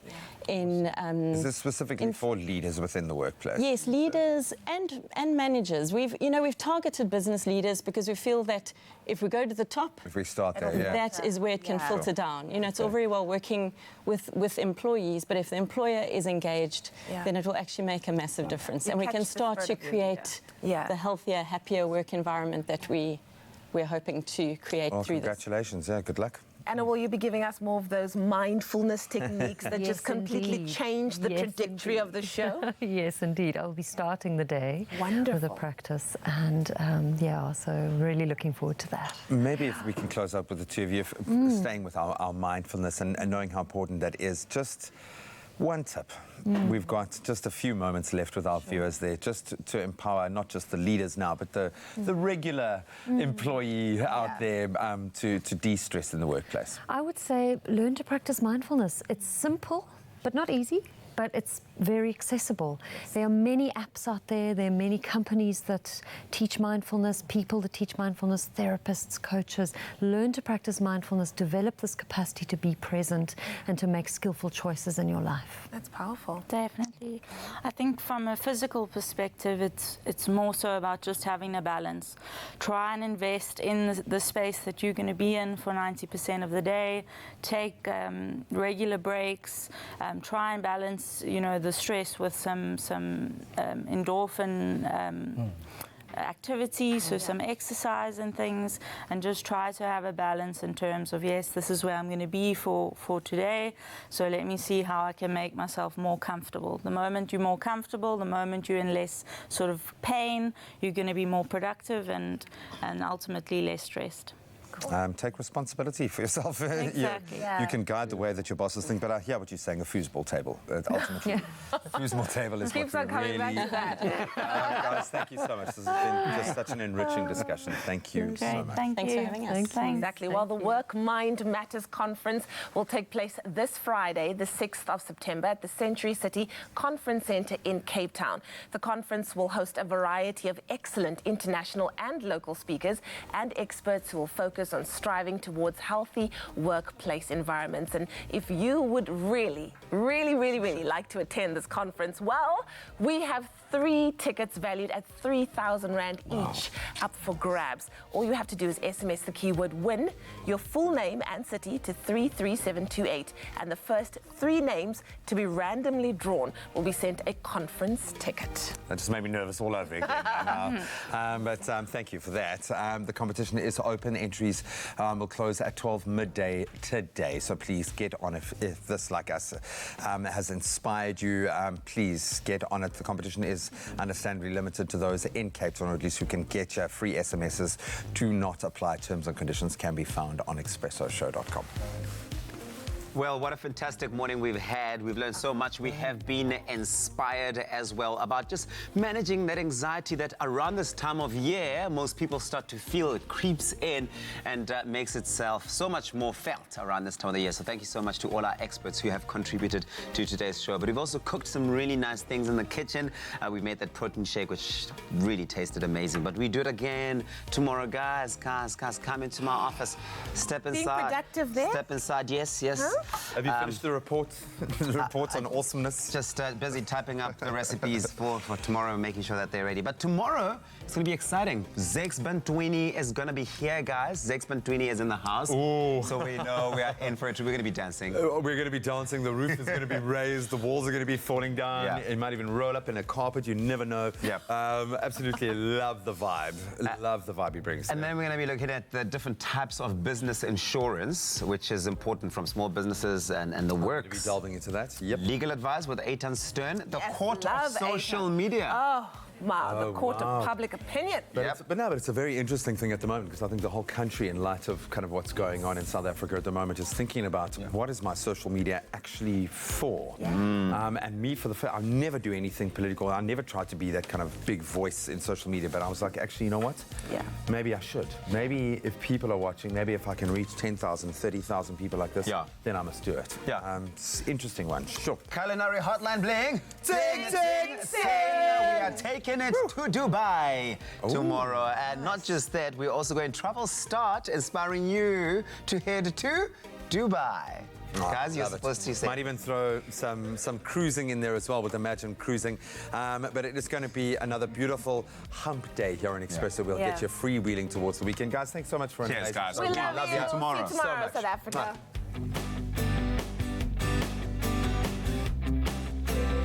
Expresso Morning Show, made with love by Clover.